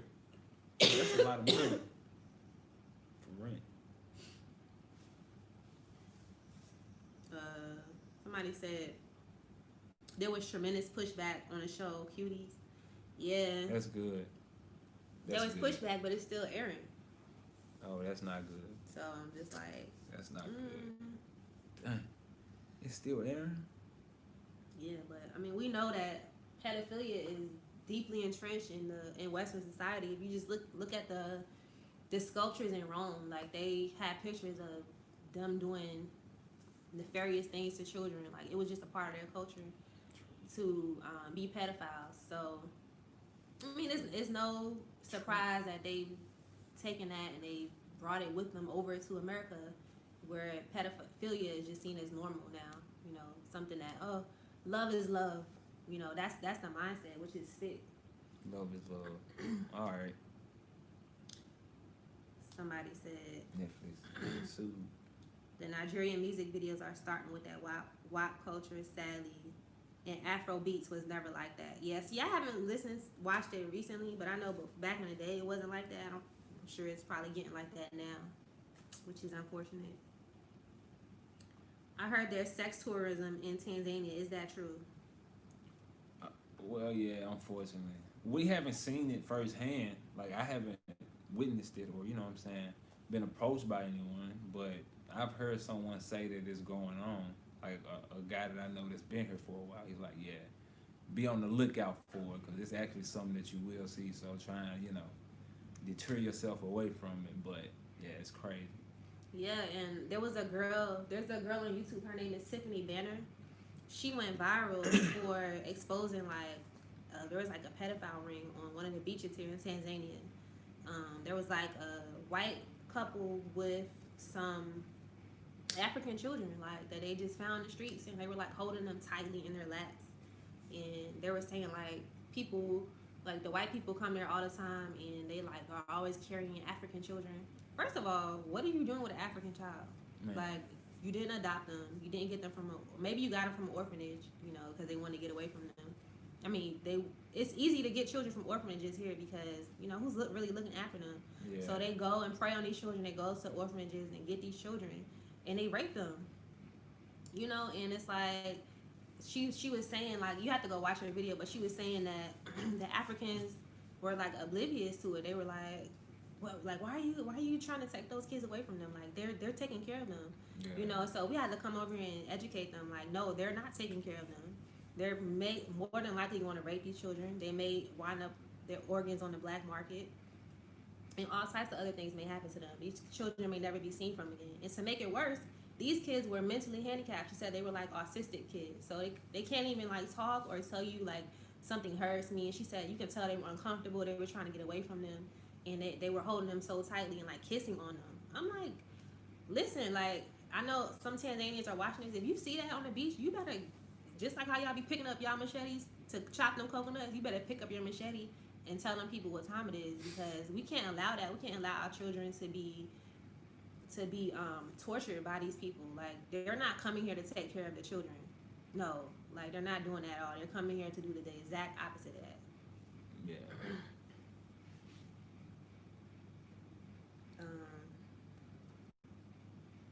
Somebody says, to clarify, if you take Swahili classes, you can stay for 2 years. If you enroll in school, some sort of school here, you can get a student visa for $50, and the student visa is good for 2 years. So whether you want to take, you know, enroll in Swahili classes, or if you want to take up a trade or something, you know, something where you're going to school here, you can get a student visa. So, yeah. Somebody said, what advice do you have for someone like me who plans to go for a week but is trying to figure out how to set up our flights because we would like to divide our time within a week? A week. That's a week. That's a man. You gonna spend 2 days flying, and then I don't know. That's gonna be tough. You may need to. I would honestly say at least do 2 weeks. Like, you're gonna have to figure out a way to stay for 2 weeks. That way you'll be able to get more time into stuff, because that's gonna be a big rush. What, 4 days? Yeah, you flying for 2, you're gonna be just resting, trying to figure out stuff for 4 days. Then you're gonna have to fly right back out. So now I would say do 2 weeks. 1 week, that wouldn't even do you any justice. What you think? Yeah, I would say if you can get it in 2 weeks, but if you know only have a week to spare, I would say you can do Dar es Salaam in Zanzibar, because you can take a ferry to Zanzibar. So you know you can stay in Dar, do Dar for like 2 or 3 days, and then you know spend the rest of your time in Zanzibar. Or if you want to do Dar for a couple of days and then fly to Arusha, 'cause that's like a 1 or 2 hour flight. You can fly to Arusha and then you can do like the safaris out there. You can do mountain Kilimanjaro, or you can do the Serengetis out in Arusha. So, you know, you just want to stay for like a day or two in Dar and then head on out to your next destination. I know Precision Air flies from Dar es Salaam to Arusha. If you want to do that really quickly and cheaply, you can get flights for like $70 from Dar es Salaam to Arusha. So that might be a way for you to like get a lot in into a little bit of time. Is to try to hit up Dar, Arusha, and Zanzibar. You can do that within a week. You're gonna have to like, you know, probably do like 2 days each place, but you can get it done. Yeah. Yeah, just travel light. Don't make sure you don't bring a whole bunch of bags, so you can just, you know, put everything in like one suitcase, and so you can, you know, get around, not have to worry about checking your bags and then, you know, to the airport and having to wait around. So as soon as you get out the flight, you can go to your next destination. Someone said 2 weeks to a month is like perfect, ideal time. I mean, yeah, that's good. Like 2 weeks to a month, that'll be a good window if you want to make a vacation out of it. Somebody said, "I love y'all." It's like you're sitting in our living room. Man, that's exactly how we feel. I was like, man, let's just chat today. Let's just talk, y'all. I know we got a lot to talk about. Somebody said a week is too short, honey. For real, I wouldn't even, that's gonna make you mad, bro. It is short, but I mean, listen, I know sometimes you only got like a little bit of time to go on vacation, so that's like the best way to do it is just hit up those 3 spots or 2 of those spots. Somebody said, she said, she's going with a family of 4 for a week. Yeah, if you're going with a family of 4 you're gonna need like more than a week. I thought it was just you. Yeah, you're gonna need more than that. You're gonna be stressed out trying to, unless you just stay in one spot. Like if you just stay, like fly to Arusha and stay there, or fly to Zanzibar and stay there, or fly to Dar es Salaam and stay there. But you're not gonna be able to hit up a whole bunch of them with a family of 4. Sorry. Somebody said there's sex tourism everywhere in the planet, even Europe. Yeah, unfortunately there is. That is the oldest profession in the world, is prostitution and sex. Yeah. So just stand up for it if you see it. But if you see kids now, grown adults are selling their behinds, that's on them. You know, that don't got nothing to do with me. But if you see children, like that ain't nothing to play with, bro. Yeah, that ain't. We gotta stand up. We gotta stand up for the children all around the world. Yeah. So I was surprised that these foreigners are pedophiles. I never thought it was that way until there was a case of this British guy who preyed on an orphanage boys, and I felt like getting a gun. Man, it'll really make your blood boil. Like you can't even fathom why people would want to do something like that. But it's been done to them too, so they really just pass that stuff down. You just have to be diligent and wise with who you put your kids around and who you really surround yourself with. Because some people really out here have a sick mindset. Like, it's people out here that's sick. You can't be trusting everyone with your kids. Like, you can't do that. And that's one thing, like, I know, like, in some African countries, they, like, sometimes they filter, like, the media. They filter, like, certain things you can see and can't see. So they may not necessarily even know, like, about the pedophiles, and they don't think like that, like, because they're such a loving culture and they love children. Children are a big part of the family. Like, they love their children. They wouldn't even think about raping a child for the most part. Of course, there's, you know, miscreants in every country, you know, in every culture. But as a culture as a whole, pedophilia is not something that they partake in on a normal basis. So we have to tell them about it, because they don't know. They don't know about how, you know, the West, how they do these things to children. So that's another thing we have to be mindful of, is like just kind of like spreading that message. If you come out here to Tanzania or other parts of Africa, it's just like letting people know, like, listen, like, if you see something strange going on, if you see these people with African children and they're clearly not African, like, you need to be looking out for them. I'm not saying every white person that comes over here is raping children, no, but you can kind of tell if something strange is going on. You know, the child looks like they're trying to get away, or you know, it just looks strange. Like, find out. You know, make sure everything is legit, because there was a if y'all don't watch the Dr. Mumby show, she showed a live video of the I forget which country it was in Africa, but they intercepted a plane of 150 African children, and they were being smuggled out of the country to Europe by a group of like 5 or 6 white people. Wow. And the kids, I mean, they were crying. Like, when they got off the plane, like, they were just crying and weeping. And they, like, the African people were like yelling at the white people, like, what are y'all doing with these kids? Y'all have no right to take these kids. Where did y'all even get them from? These kids are crying for their parents. They weren't orphans. They were just taking these children. Like, I don't know how they got them, but you know what they're planning on doing with these kids. Like, you're literally smuggling a plane full of children out of the country illegally, you know, with, you're saying that you're like some sort of orphanage, and then when they check your papers, it's a big fraud. So what are you planning on doing with children? Come on, y'all. Like, what are you planning on doing with children in a plane? 5 and 6 year olds, 3-year-olds. What are you planning on doing with them? Somebody said it was in Chad. Yeah, y'all go watch that video, because a lot of people think it's a joke. Oh, it's a conspiracy theory. No, you can actually see the live footage of them stopping the plane before it took off, and these kids getting off the plane crying and screaming, and the white people look so terrified.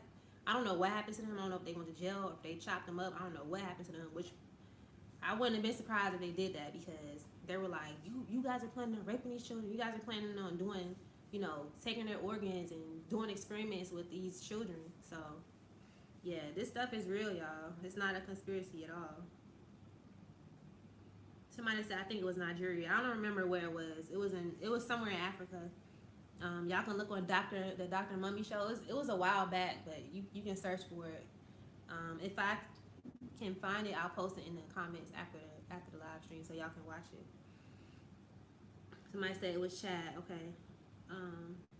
Are there many foreigners in Dar? Yeah, I would. Well,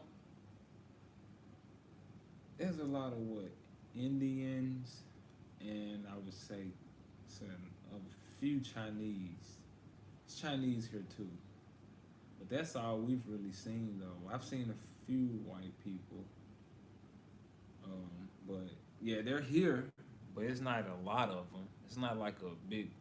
I didn't see a big crowd of them. Have you seen like a big crowd of them? No, I mean you see them. They're you here. See foreigners like in certain places, like in Masaki. There are a lot of foreigners over there. Like certain areas, like more touristy areas, you'll see, you know, more foreigners. But I don't see like a whole lot of foreigners here. I see mostly Tanzanians over here. Somebody said, how is T3 adjusting since leaving America? Let me know that. T3 is adjusting he's 1 year old, right? Well, yeah, he's 1 right now, so he's starting to walk. He's really starting to explore, so he's really adjusting. I would say well, honestly. He's loving it. Like, he's really walking around, getting his balance, touching everything. I was thinking too, it's time to do a video of just a day in the life of T3 or something. We're gonna just try to get that out soon, so y'all can really see how much he's developed now, because he's doing so much more than he was doing at first. So yeah, he came over here literally like the day we got here and started walking. Like the days before, he was trying to hold our hand. He wouldn't move without us.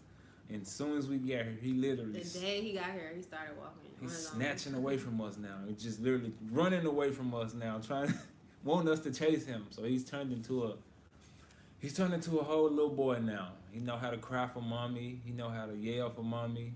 He know how to play the game now. He know how to really work his baby skills. So he's really developing a lot quickly too. Yeah. They're asking for the video on the Dr. Mummy show. If somebody can post it in the chat real quick. I know it started with it had WTF in the title on the Dr. Mummy show. So if somebody can go on Dr. Mummy channel and post it in the comments real quick so people can see it, that would be greatly appreciated. Are there a lot of foreigners living and owning businesses in Rwanda? There's a good amount of Chinese who own businesses and Asians. Yeah. East Indians who own businesses and who own businesses in Rwanda. So yeah, I wouldn't say there's a lot, but there's There's a good amount of Chinese and East Indians who own businesses in Rwanda. Yeah.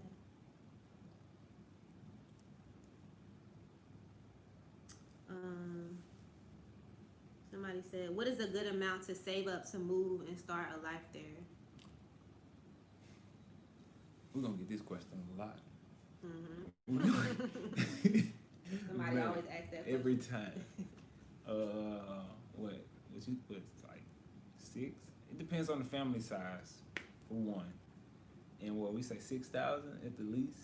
Yeah, to get yes, yeah. Yeah, 6,000 at the least to get started, and have a way that you're gonna set up a bit. Well, I would say it'd be nice to come with a way to set up a business, but if you want to find a job, I'm sure they won't be hard. Yeah, if you want to find somewhere to work, like they'll hire you if you have a certain skill set and you have a certain expertise and you know exactly where you want to go. Like if you come here to job hunt, I think that it may be a little different. If you're looking for like something that's like one of those part-time gigs where it's like small like restaurants and stuff like that, that's not the vibe here. So it's not anything like that here, but you have to just have at least $6,000. Yeah, and you can if you drive for Uber, you can get a driver's license here in Tanzania as an American. You can go down to, I think it's the Department of Revenue. Don't quote me on that, but you can, if you have a American driver's license, you can transfer that over to your Tanzania's driver's license. But the thing with that is they drive on the right side of the road here. So if you're planning on like coming over here to do Uber or like some sort of taxi service, you may want to like, I don't know if they have classes in America or somewhere where you can learn how to drive on the opposite side of the road, but you can get a car and drive on the others, on the left side, but everything is opposite. So you're still going to be driving on the left side of the street as opposed to the right side of the street. So like you can come over here, you can drive for Uber. But just make sure you learn how to switch sides before you come. Yeah, and the steering wheel is on the other side. Yeah. The steering wheel is like, it's on the left in the States and the steering wheel is on the right over here. So that's something you're going to have to adjust to too. And I'm kind of, that's going to be difficult. Well, no, it's not going to be difficult. I'm not going to speak that, but it's going to be something that we have to work on for sure. Somebody said, did you say 3K is all you need? No, we said 6. 6K. 6. At least. If you have more, of course, the more the better. Yeah. And less crunch you'll be to like start making money to make sure you have enough money. Yeah. But like I said, you want to make sure you have at least 6 months rent saved up. So if your rent is like $400, you want to have like at least put aside $2,400 for your rent, or I would say $3,000 for your rent. So that's only gonna leave you $3,000 to, like for your food, your transportation, and Wi-Fi and all that stuff. Yeah. So, I would say 6,000 is a minimum, but between like 6 to 10,000 to be comfortable here. Yeah. It's 120 people tuned in. Yo, shout out to y'all, man. We appreciate it. Like, y'all really tuned in to the journey. We appreciate that. Somebody said, I don't think Uber drivers make enough to warrant an Americanish lifestyle. Well, thanks for that. You may not be able to live like that right away. Yeah. Is that a Tanzanian? Are you a Tanzanian? Is that a Tanzanian that made that comment? Because if so, that's some people. You'll be surprised. Some people want to come over here and live like a local and live amongst the people. So it all depends on the person's mindset. Cause we met a 19-year-old guy today. What's his name? Mark. Got it. My boy's name was Mark, man, and he's 19 years old. What's his name? What's his YouTube name? I don't know. Dang. I'll shout him out next time. But my guy Mark, he's 19 years old. He just came over here. He's like living with some locals, and he's really like documenting his journey from that aspect. So it's really cool, and it just depends. People coming over here with different perspectives, man. So you never know. Yeah, and then it depends on what you're doing for Uber. Like if you're somebody who's doing like hourly, Uber driving, and you're making like $10,000 an hour, and then it goes up from there. You can make like $60, $70, on an average day. And so if your rent is only $400 or $300, you can live an American lifestyle. So it's all about your perspective and about if you want to hustle and what type of, if you want to come over here, you want to work hard. If you want to come over here, you want to relax, and you don't want to work hard. You can make your life what you want it to be. I don't think you should listen to people saying you can't do this, you can't do that. You can do anything that you want to do. You have to be reasonable, of course. But I mean, if you come over here, you want to drive Uber, like you may not be able to live in a $1,500 a month house, like a mansion, but you can still get like a nice 3 or 4 bedroom house. Mm-hmm. So it just depends on what you want to do when you get over here. And his name is Mark Meets Africa. If anybody want to get the perspective from someone living with the locals and really like document it from the local perspective, he's really one that's focused on that avenue. So check him out. Somebody said finding a job is not a good idea. You want to create jobs, come as a job creator, not a seeker. Find online opportunities like teaching English. Yeah, I agree with that. Yeah, it's a good idea, but you gotta understand, like, everyone's not in the entrepreneurial mindset. Yeah. Like, everyone isn't an entrepreneur. That's like 10% of the population are entrepreneurs. So you gotta understand, like, some people like finding jobs. Some people want to work for people. Like, that's some people's gift. That's some people's helping area. Serving is nothing wrong with serving. Yeah. And it's like, even if you come over here, you get a job, like, you're still contributing to the economy because you still have to buy, you still have to rent, you still have to, pay local Tanzanians. Interact with the locals. Yeah. So it's not like you're just going to come over here and, like, not contribute in any sort of way. Mm-hmm. But I would say, like, we definitely need entrepreneurs to come over here to help with, like, different infrastructure and help to contribute in a meaningful way to Africa in some way. So, yeah. And then the person can come over here and work for an American company. Like a person that's already came over here and opened up a company, they can possibly hire people that's coming over. So it's not, I wouldn't deter people that's not entrepreneurs. There's ways for everybody to eat. Yeah. Yep. Somebody said T3 is free. He would be well-rounded with great parents like you guys. Peace and blessings. Thank you, Angela. Thank you. Yeah, he's free.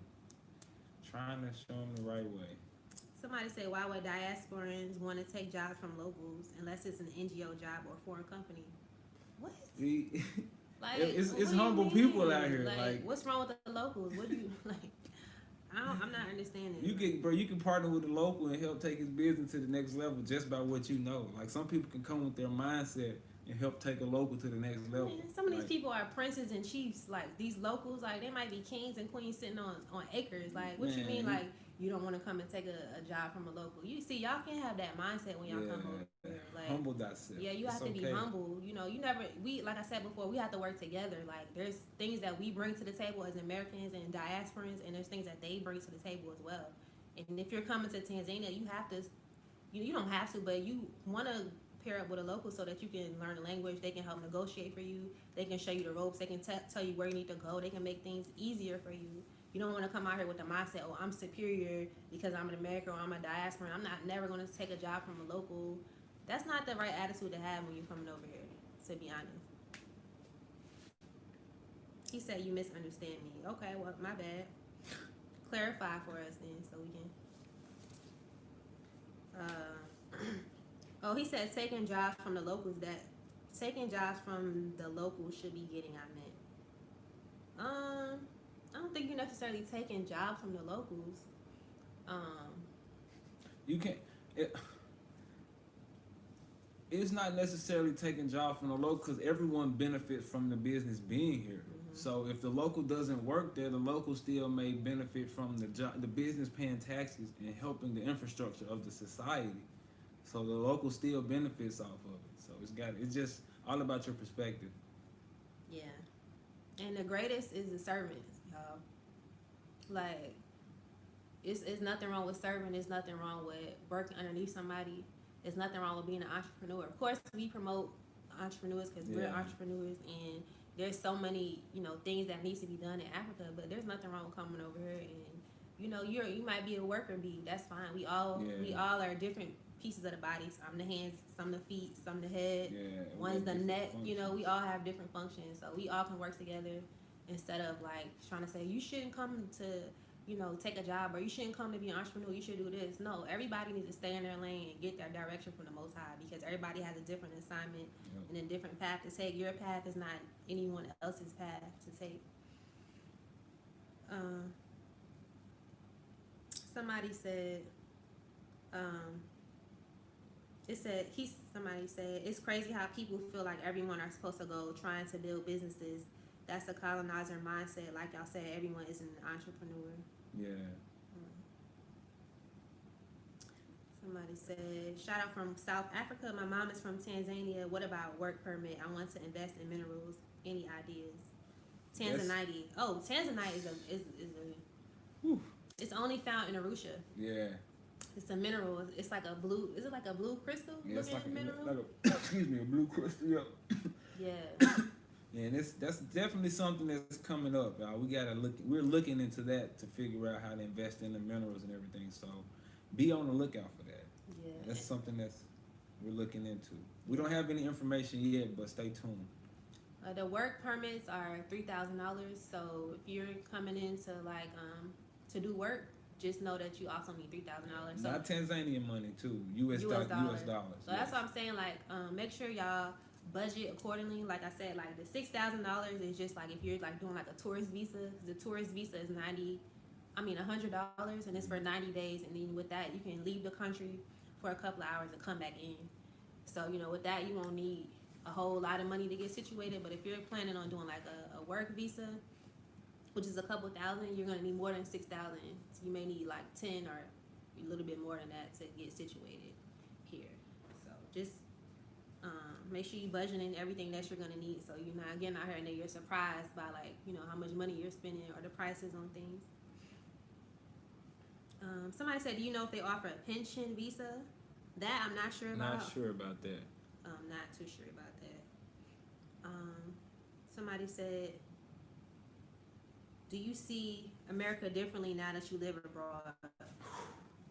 Yes. Want me to go first? Yeah, you can go. I see America as like for what it is. Like it's like you can't blame no one but yourself for the situation that you're in. Like it's no one forcing you to put up with anything. It's no one has shackles around our wrist anymore.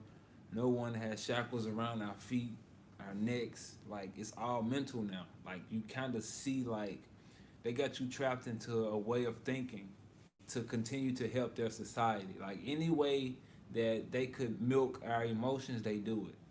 Like any way that they can nitpick at how to get something out of us, they do it. It's like you really wake up to pay somebody in the system all day. Like literally, you paying your person you work for. You paying bills. You paying for your time away from your family. Money.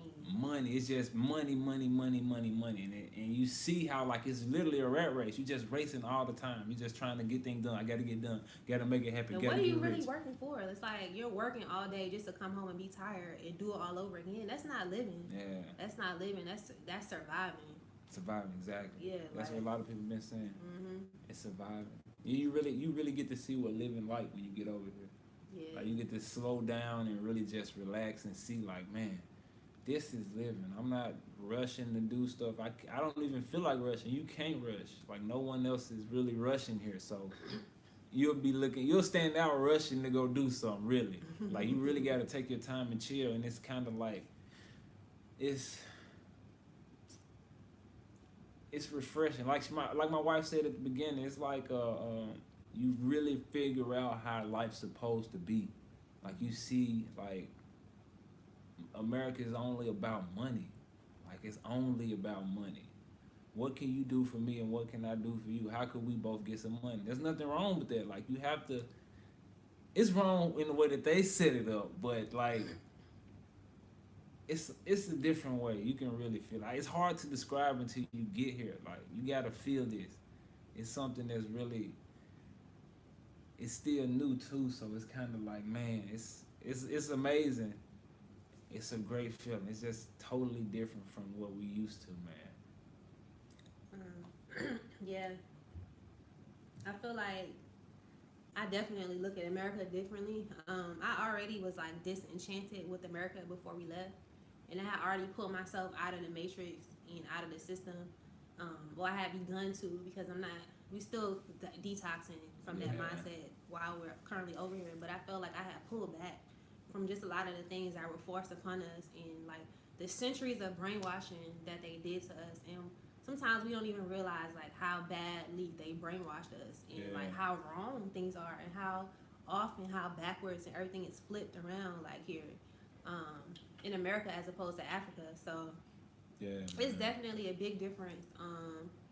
Like I thank God every day that I made it out of the maze. I made it out of the matrix, that I'm awakened, and I can see what time it is, and I can see the writing on the wall, and I understand what's going on, and I understand that America is really just Babylon.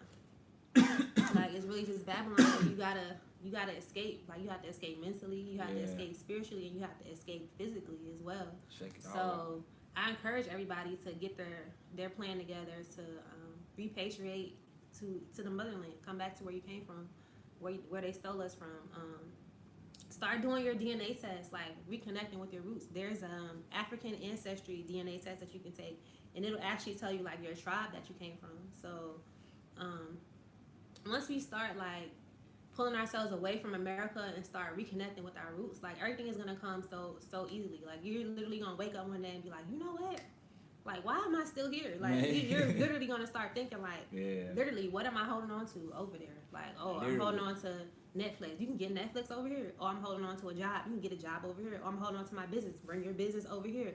Oh, what are you holding on to? Like, literally, everything that you can do in America, you can do it over here 10 times that. You can live from 1/5 of the price. You don't have to deal with racism. You don't have to worry about being shot down like a wild, rabid dog in the streets. Like, you don't have to worry about going for a jog and somebody's looking out their window, texting their neighborhood watch to come and shoot you down, hit you with a car, and act like they didn't do anything, and then call you a nigger, a effing nigger, while you're laying there dying from being shot in the chest with a shotgun.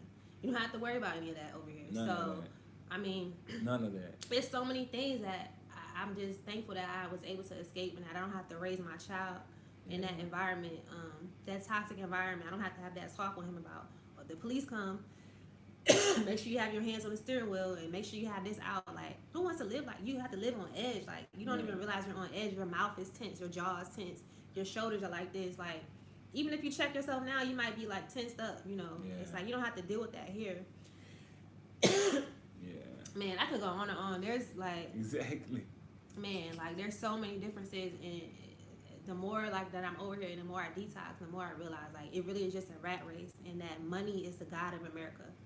Everything is about money, and it's not. I mean, you know, money talks in Africa too, but it's not a god. It's not idolized, and you know they're not drenched in blood money over here in Tanzania.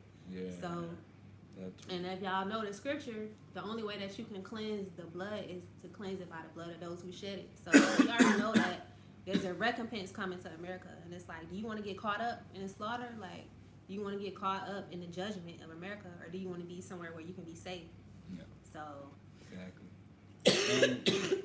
And to see, like, everyone wonders, like, everyone came to this channel basically for T3 and to see the journey of T3. And we felt like in America, the journey wouldn't be as sweet and it wouldn't be as free and as lively if we had our 1-year-old trapped over there.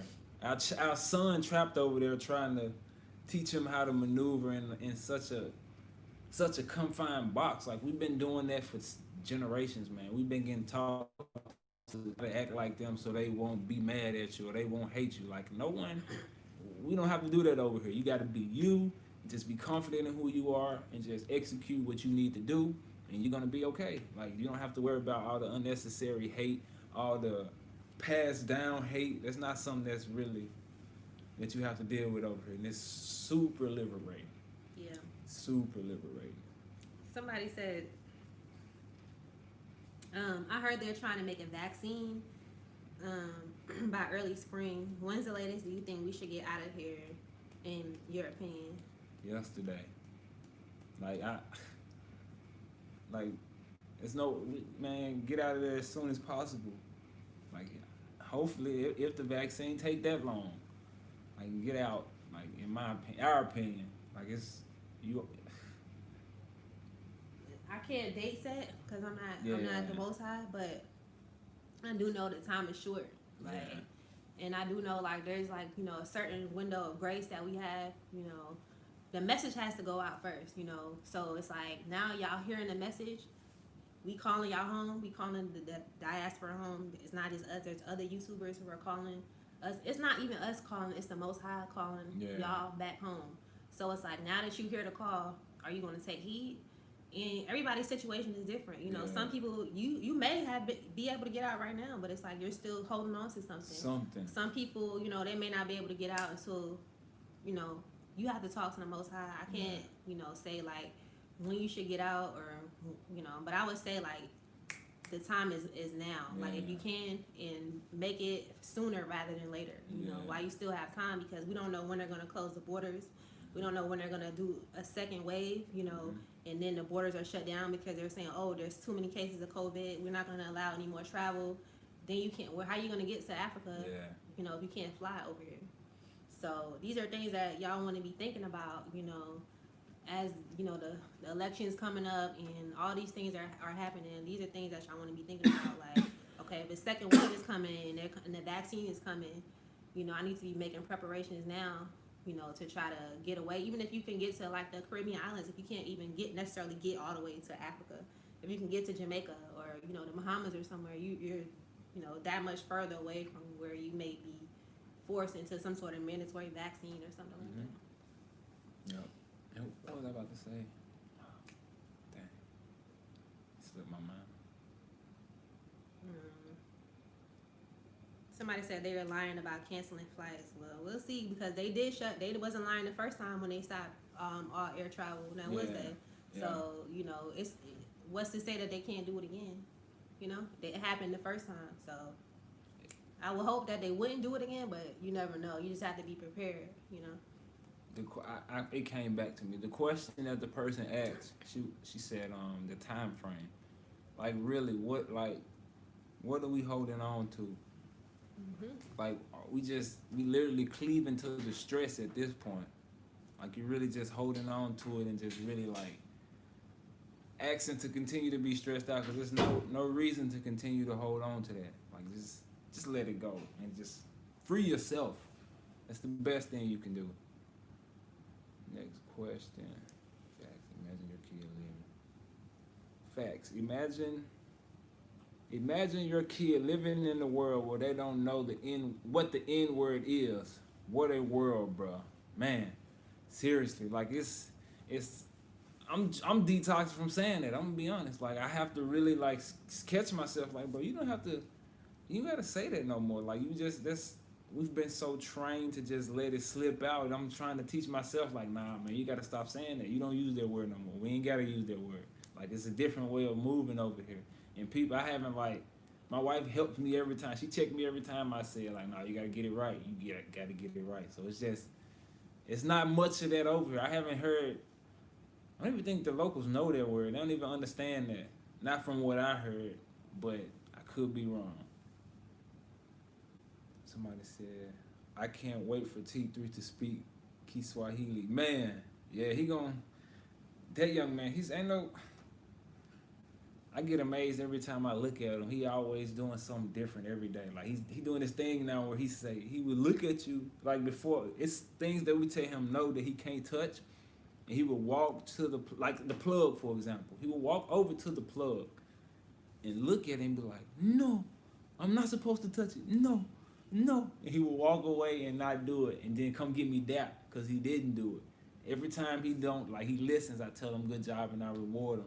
So now he would tell himself no before he touches something. It's like he's learning. This man, it's so cool to watch the process, bro. And then the Kiswahili, that's gonna be something amazing too. We gotta learn that together. Let me see.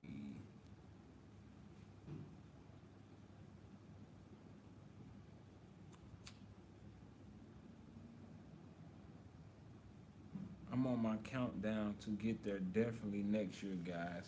Good luck to you, sis. Godspeed. Oh, yes. Wherever we decide to stay permanently, we want to just live like our people, the true us. Yeah, that's a good way to learn. Like, you have to really get your hands dirty and really just humble yourself and really just get in with them and see, like, man, this is really Africa. Like we say that a lot when we were like driving around and looking around and like really shopping. It's like, man, I catch myself saying it like at least 10 times a day. This is really Africa. Like this is really, we really here, y'all. So it's really humbling to do that, for real. Aren't you sorry you both coughing because of the different environment? Yeah. Yeah, that's why. We detoxing, y'all. Speaking of cough. So, like, we mentioned it earlier in the video, like, when you come over here, you start eating, like, all this good food and drinking this high pH water and this pure water. Yeah, hot like, teas. Your body's going to may begin to, like, detox faster than your liver can process everything. So, you may be, like, you know, be coughing or, like, have a sore throat or anything. But we don't have COVID, y'all. Nah. We just detoxing. Just be good. Don't worry. Somebody said, your son is so cute. Your wife looks Rwandese and you look Tanzanian. Okay? Appreciate that. Thank you. Thank you. Yeah.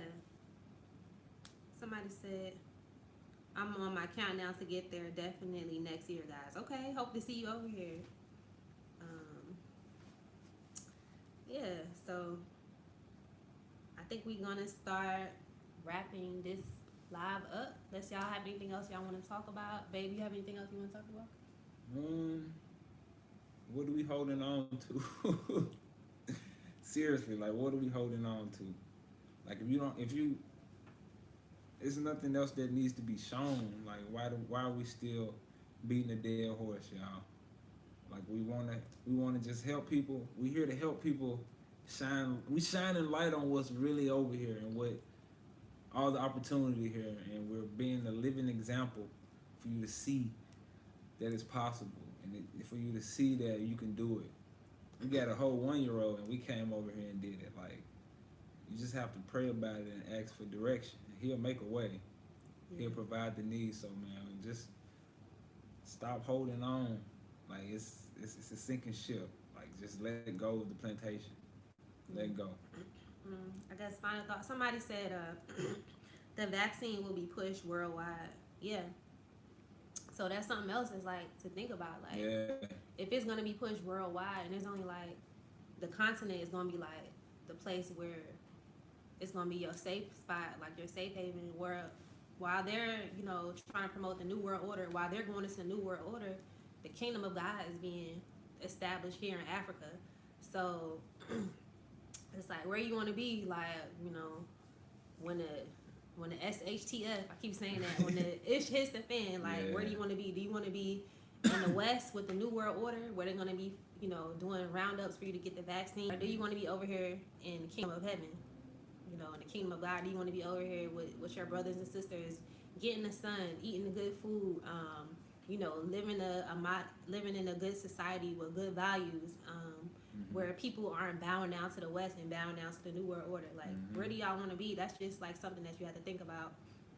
Like, the writing's on the wall, the call is going forward.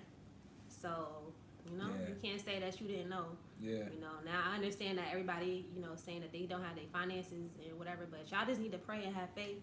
And, like I said in the other video, if you need to cut down on certain costs, you have to get rid of your car, and like do public transportation, or if you need to move in with like some family members so y'all can like cut down on rent costs, or, if you need to pick up an extra shift at your work, like, just try to be creative and find ways where you can get the funds together quickly. If you need to take out a loan, listen. If you need to take out a loan, y'all. Man, if you need to take out a loan, you're not gonna be there. That's all I'm gonna say. If you need to take out a loan, you're not gonna be there no more. And you don't need credit to get a house in Africa. All you need is your money and your passport.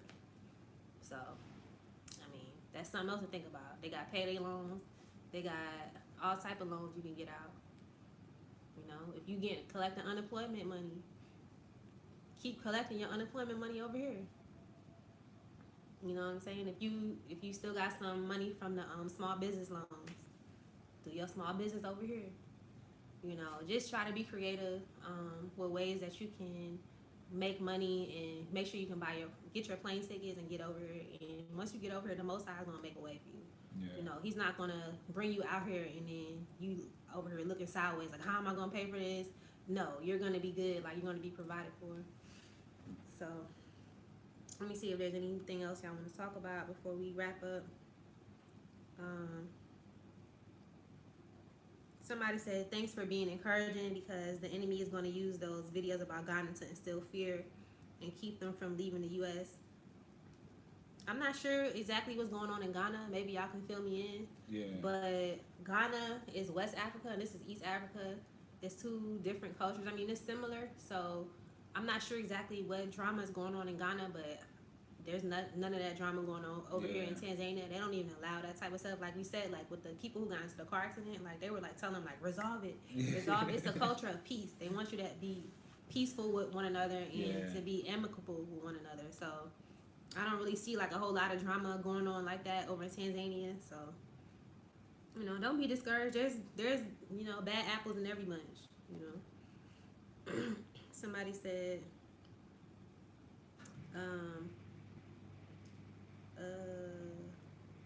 God doing a global reset and using the devil to do it. Wow.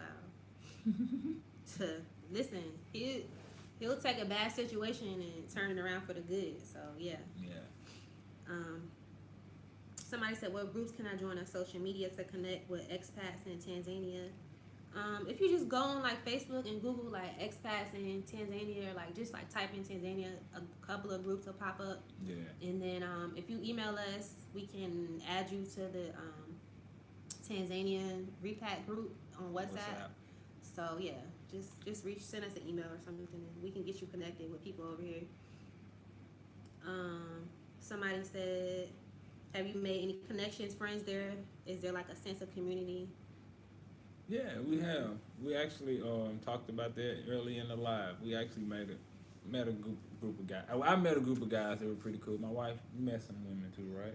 Yeah, the people today. Yeah, we met a cool group today. We fellowship, had Bible study. It was pretty cool. Like, it's people on the same page and people after the Most High's heart and trying to do His will. So we met a couple people and a good group of people today. Yeah. All right, y'all. So thank y'all for coming and chatting with us, and we'll try to do it again soon. Yeah. So yeah.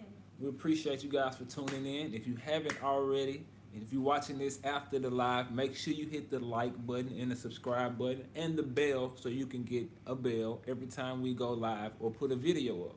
So welcome to the journey. We thank you all, and y'all be safe. Oh, hold on, y'all. Sorry, y'all. We gotta, before y'all leave, we got one last comment, and then we're gonna end it for real.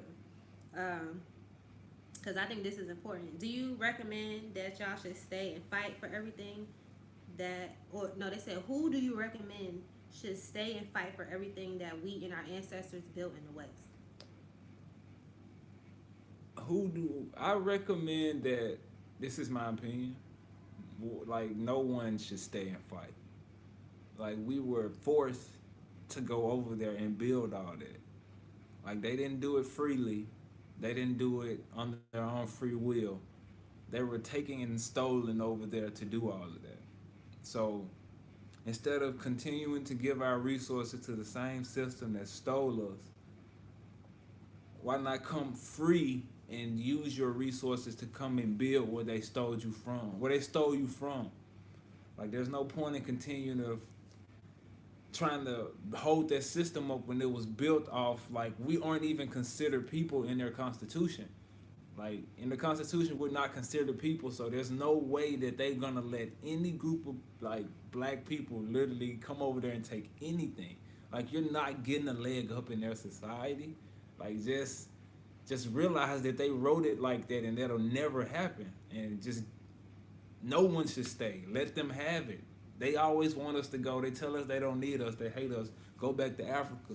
Go back to Africa where they stole us from. And then you will see, like, no one needs to be there. We can do exactly what we did over there, over here. I don't think no one should stay. Who do I recommend should stay and fight is people who love to be martyrs and to be killed. So if you're somebody who doesn't mind dying, and like, you know, because any day in America could be your last day. You know, you never know what's going to happen. We see that there's an uptick and the hatred towards us and the uptick in the violence towards us. So it's like any day, any day could be some day that you get harassed or God forbid lose your life that day. Yeah. So it's like if you know that this is the environment and this could potentially happen to you, I don't recommend unless you just okay with dying before your time. Me, I don't want to die before my time. I want to get old. I want to enjoy T3 growing up. I want to enjoy my husband. I want to enjoy my future children. I want to enjoy my life. So that's not something that I really want to necessarily do right now, especially when I don't have to. When I can come, there's options, y'all. We got options, y'all. We not. This is not the 1700s where we don't have airplanes where we can't go, where we're actually like in bondage, like in chains around our neck and feet. So it's like, we built up the West. You know what? Their time is gonna come. They're gonna have to pay. But right now, the call is to leave. The same way we built up the West, we can build up Africa. Yep. Like we are the nation builders. Like that's us. That's what Come we and do that over here with the people that are your brothers and sisters, the people that will appreciate you, the people that love you, like the people that welcome you. That's who we need to be building. When I keep giving our wealth and our ideas to these heathens, like for what? Stealing from us. They literally stealing from us. Everything was stolen from us. Literally everything. Everything.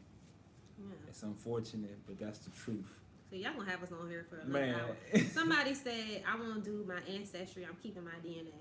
Okay. They already got it. They already have your DNA. Being honest. If you take an ancestry DNA test, what they require you to do is to swab your mouth.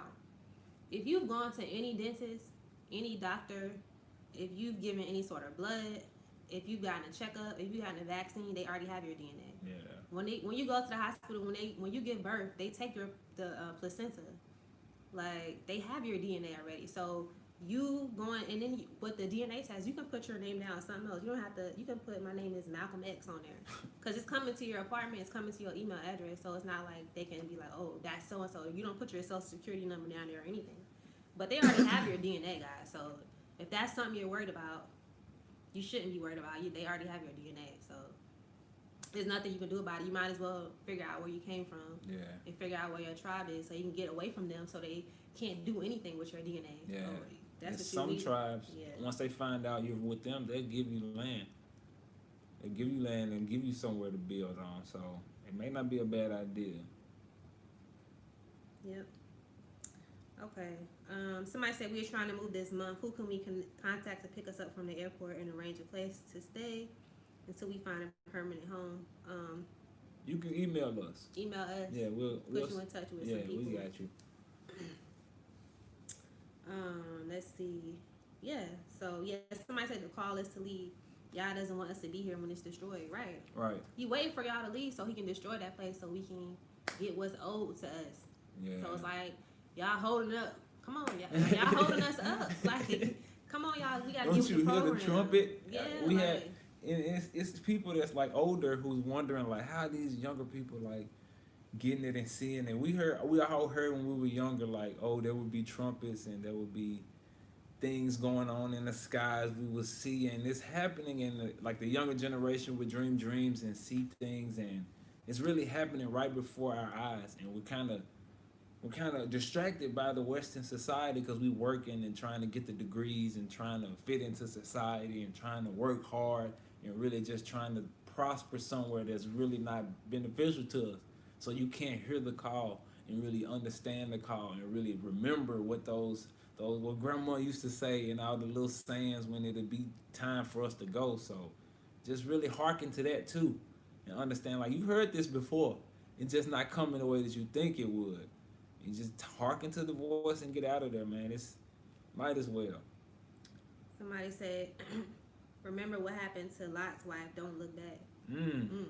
That's so true. It's like if you're trying to hold on to the West and you're trying to like look back for what you might miss back there, what you're giving up, like you're gonna be destroyed in the judgment. You know? So it's like you can't look back, like the Most High helps those who help themselves. So like if you sit down and you pray and you get your plan together, He's gonna take care of the rest. And that's what happened with us. we're not rich people, you know. Not yet. Well, not yet. Not right. yet. Not yet. We are rich people. Let me take that back because your words are very powerful and they have a lot of meaning. You can curse yourselves too. So yeah, we are wealthy. But at the time, we weren't monetarily rich when we left. But the Most High still blessed us with the means to be able to leave and to be able to sustain ourselves and to live comfortably. So just, you know, put your plan together. Have faith. Faith without works is dead. So you can't say, oh, I want to go. But then you're not putting your feet to the pavement to get the ball rolling. Start selling your stuff. You know, doing all the things you need to do to get out of there and make your exodus. Somebody said, what's the email address? I'll type it in here again. So yeah, I think that's it, y'all. That's it? Yeah. I'm going to try to do this outro one more time. If you haven't already, hit the like and the subscribe button. If you're new to the journey, welcome to the journey. We appreciate you all for tuning in. If you didn't watch this live, hit the like and subscribe button when you do see this video. We appreciate y'all. Y'all be safe and tune in next time. Thank you. Bye, y'all.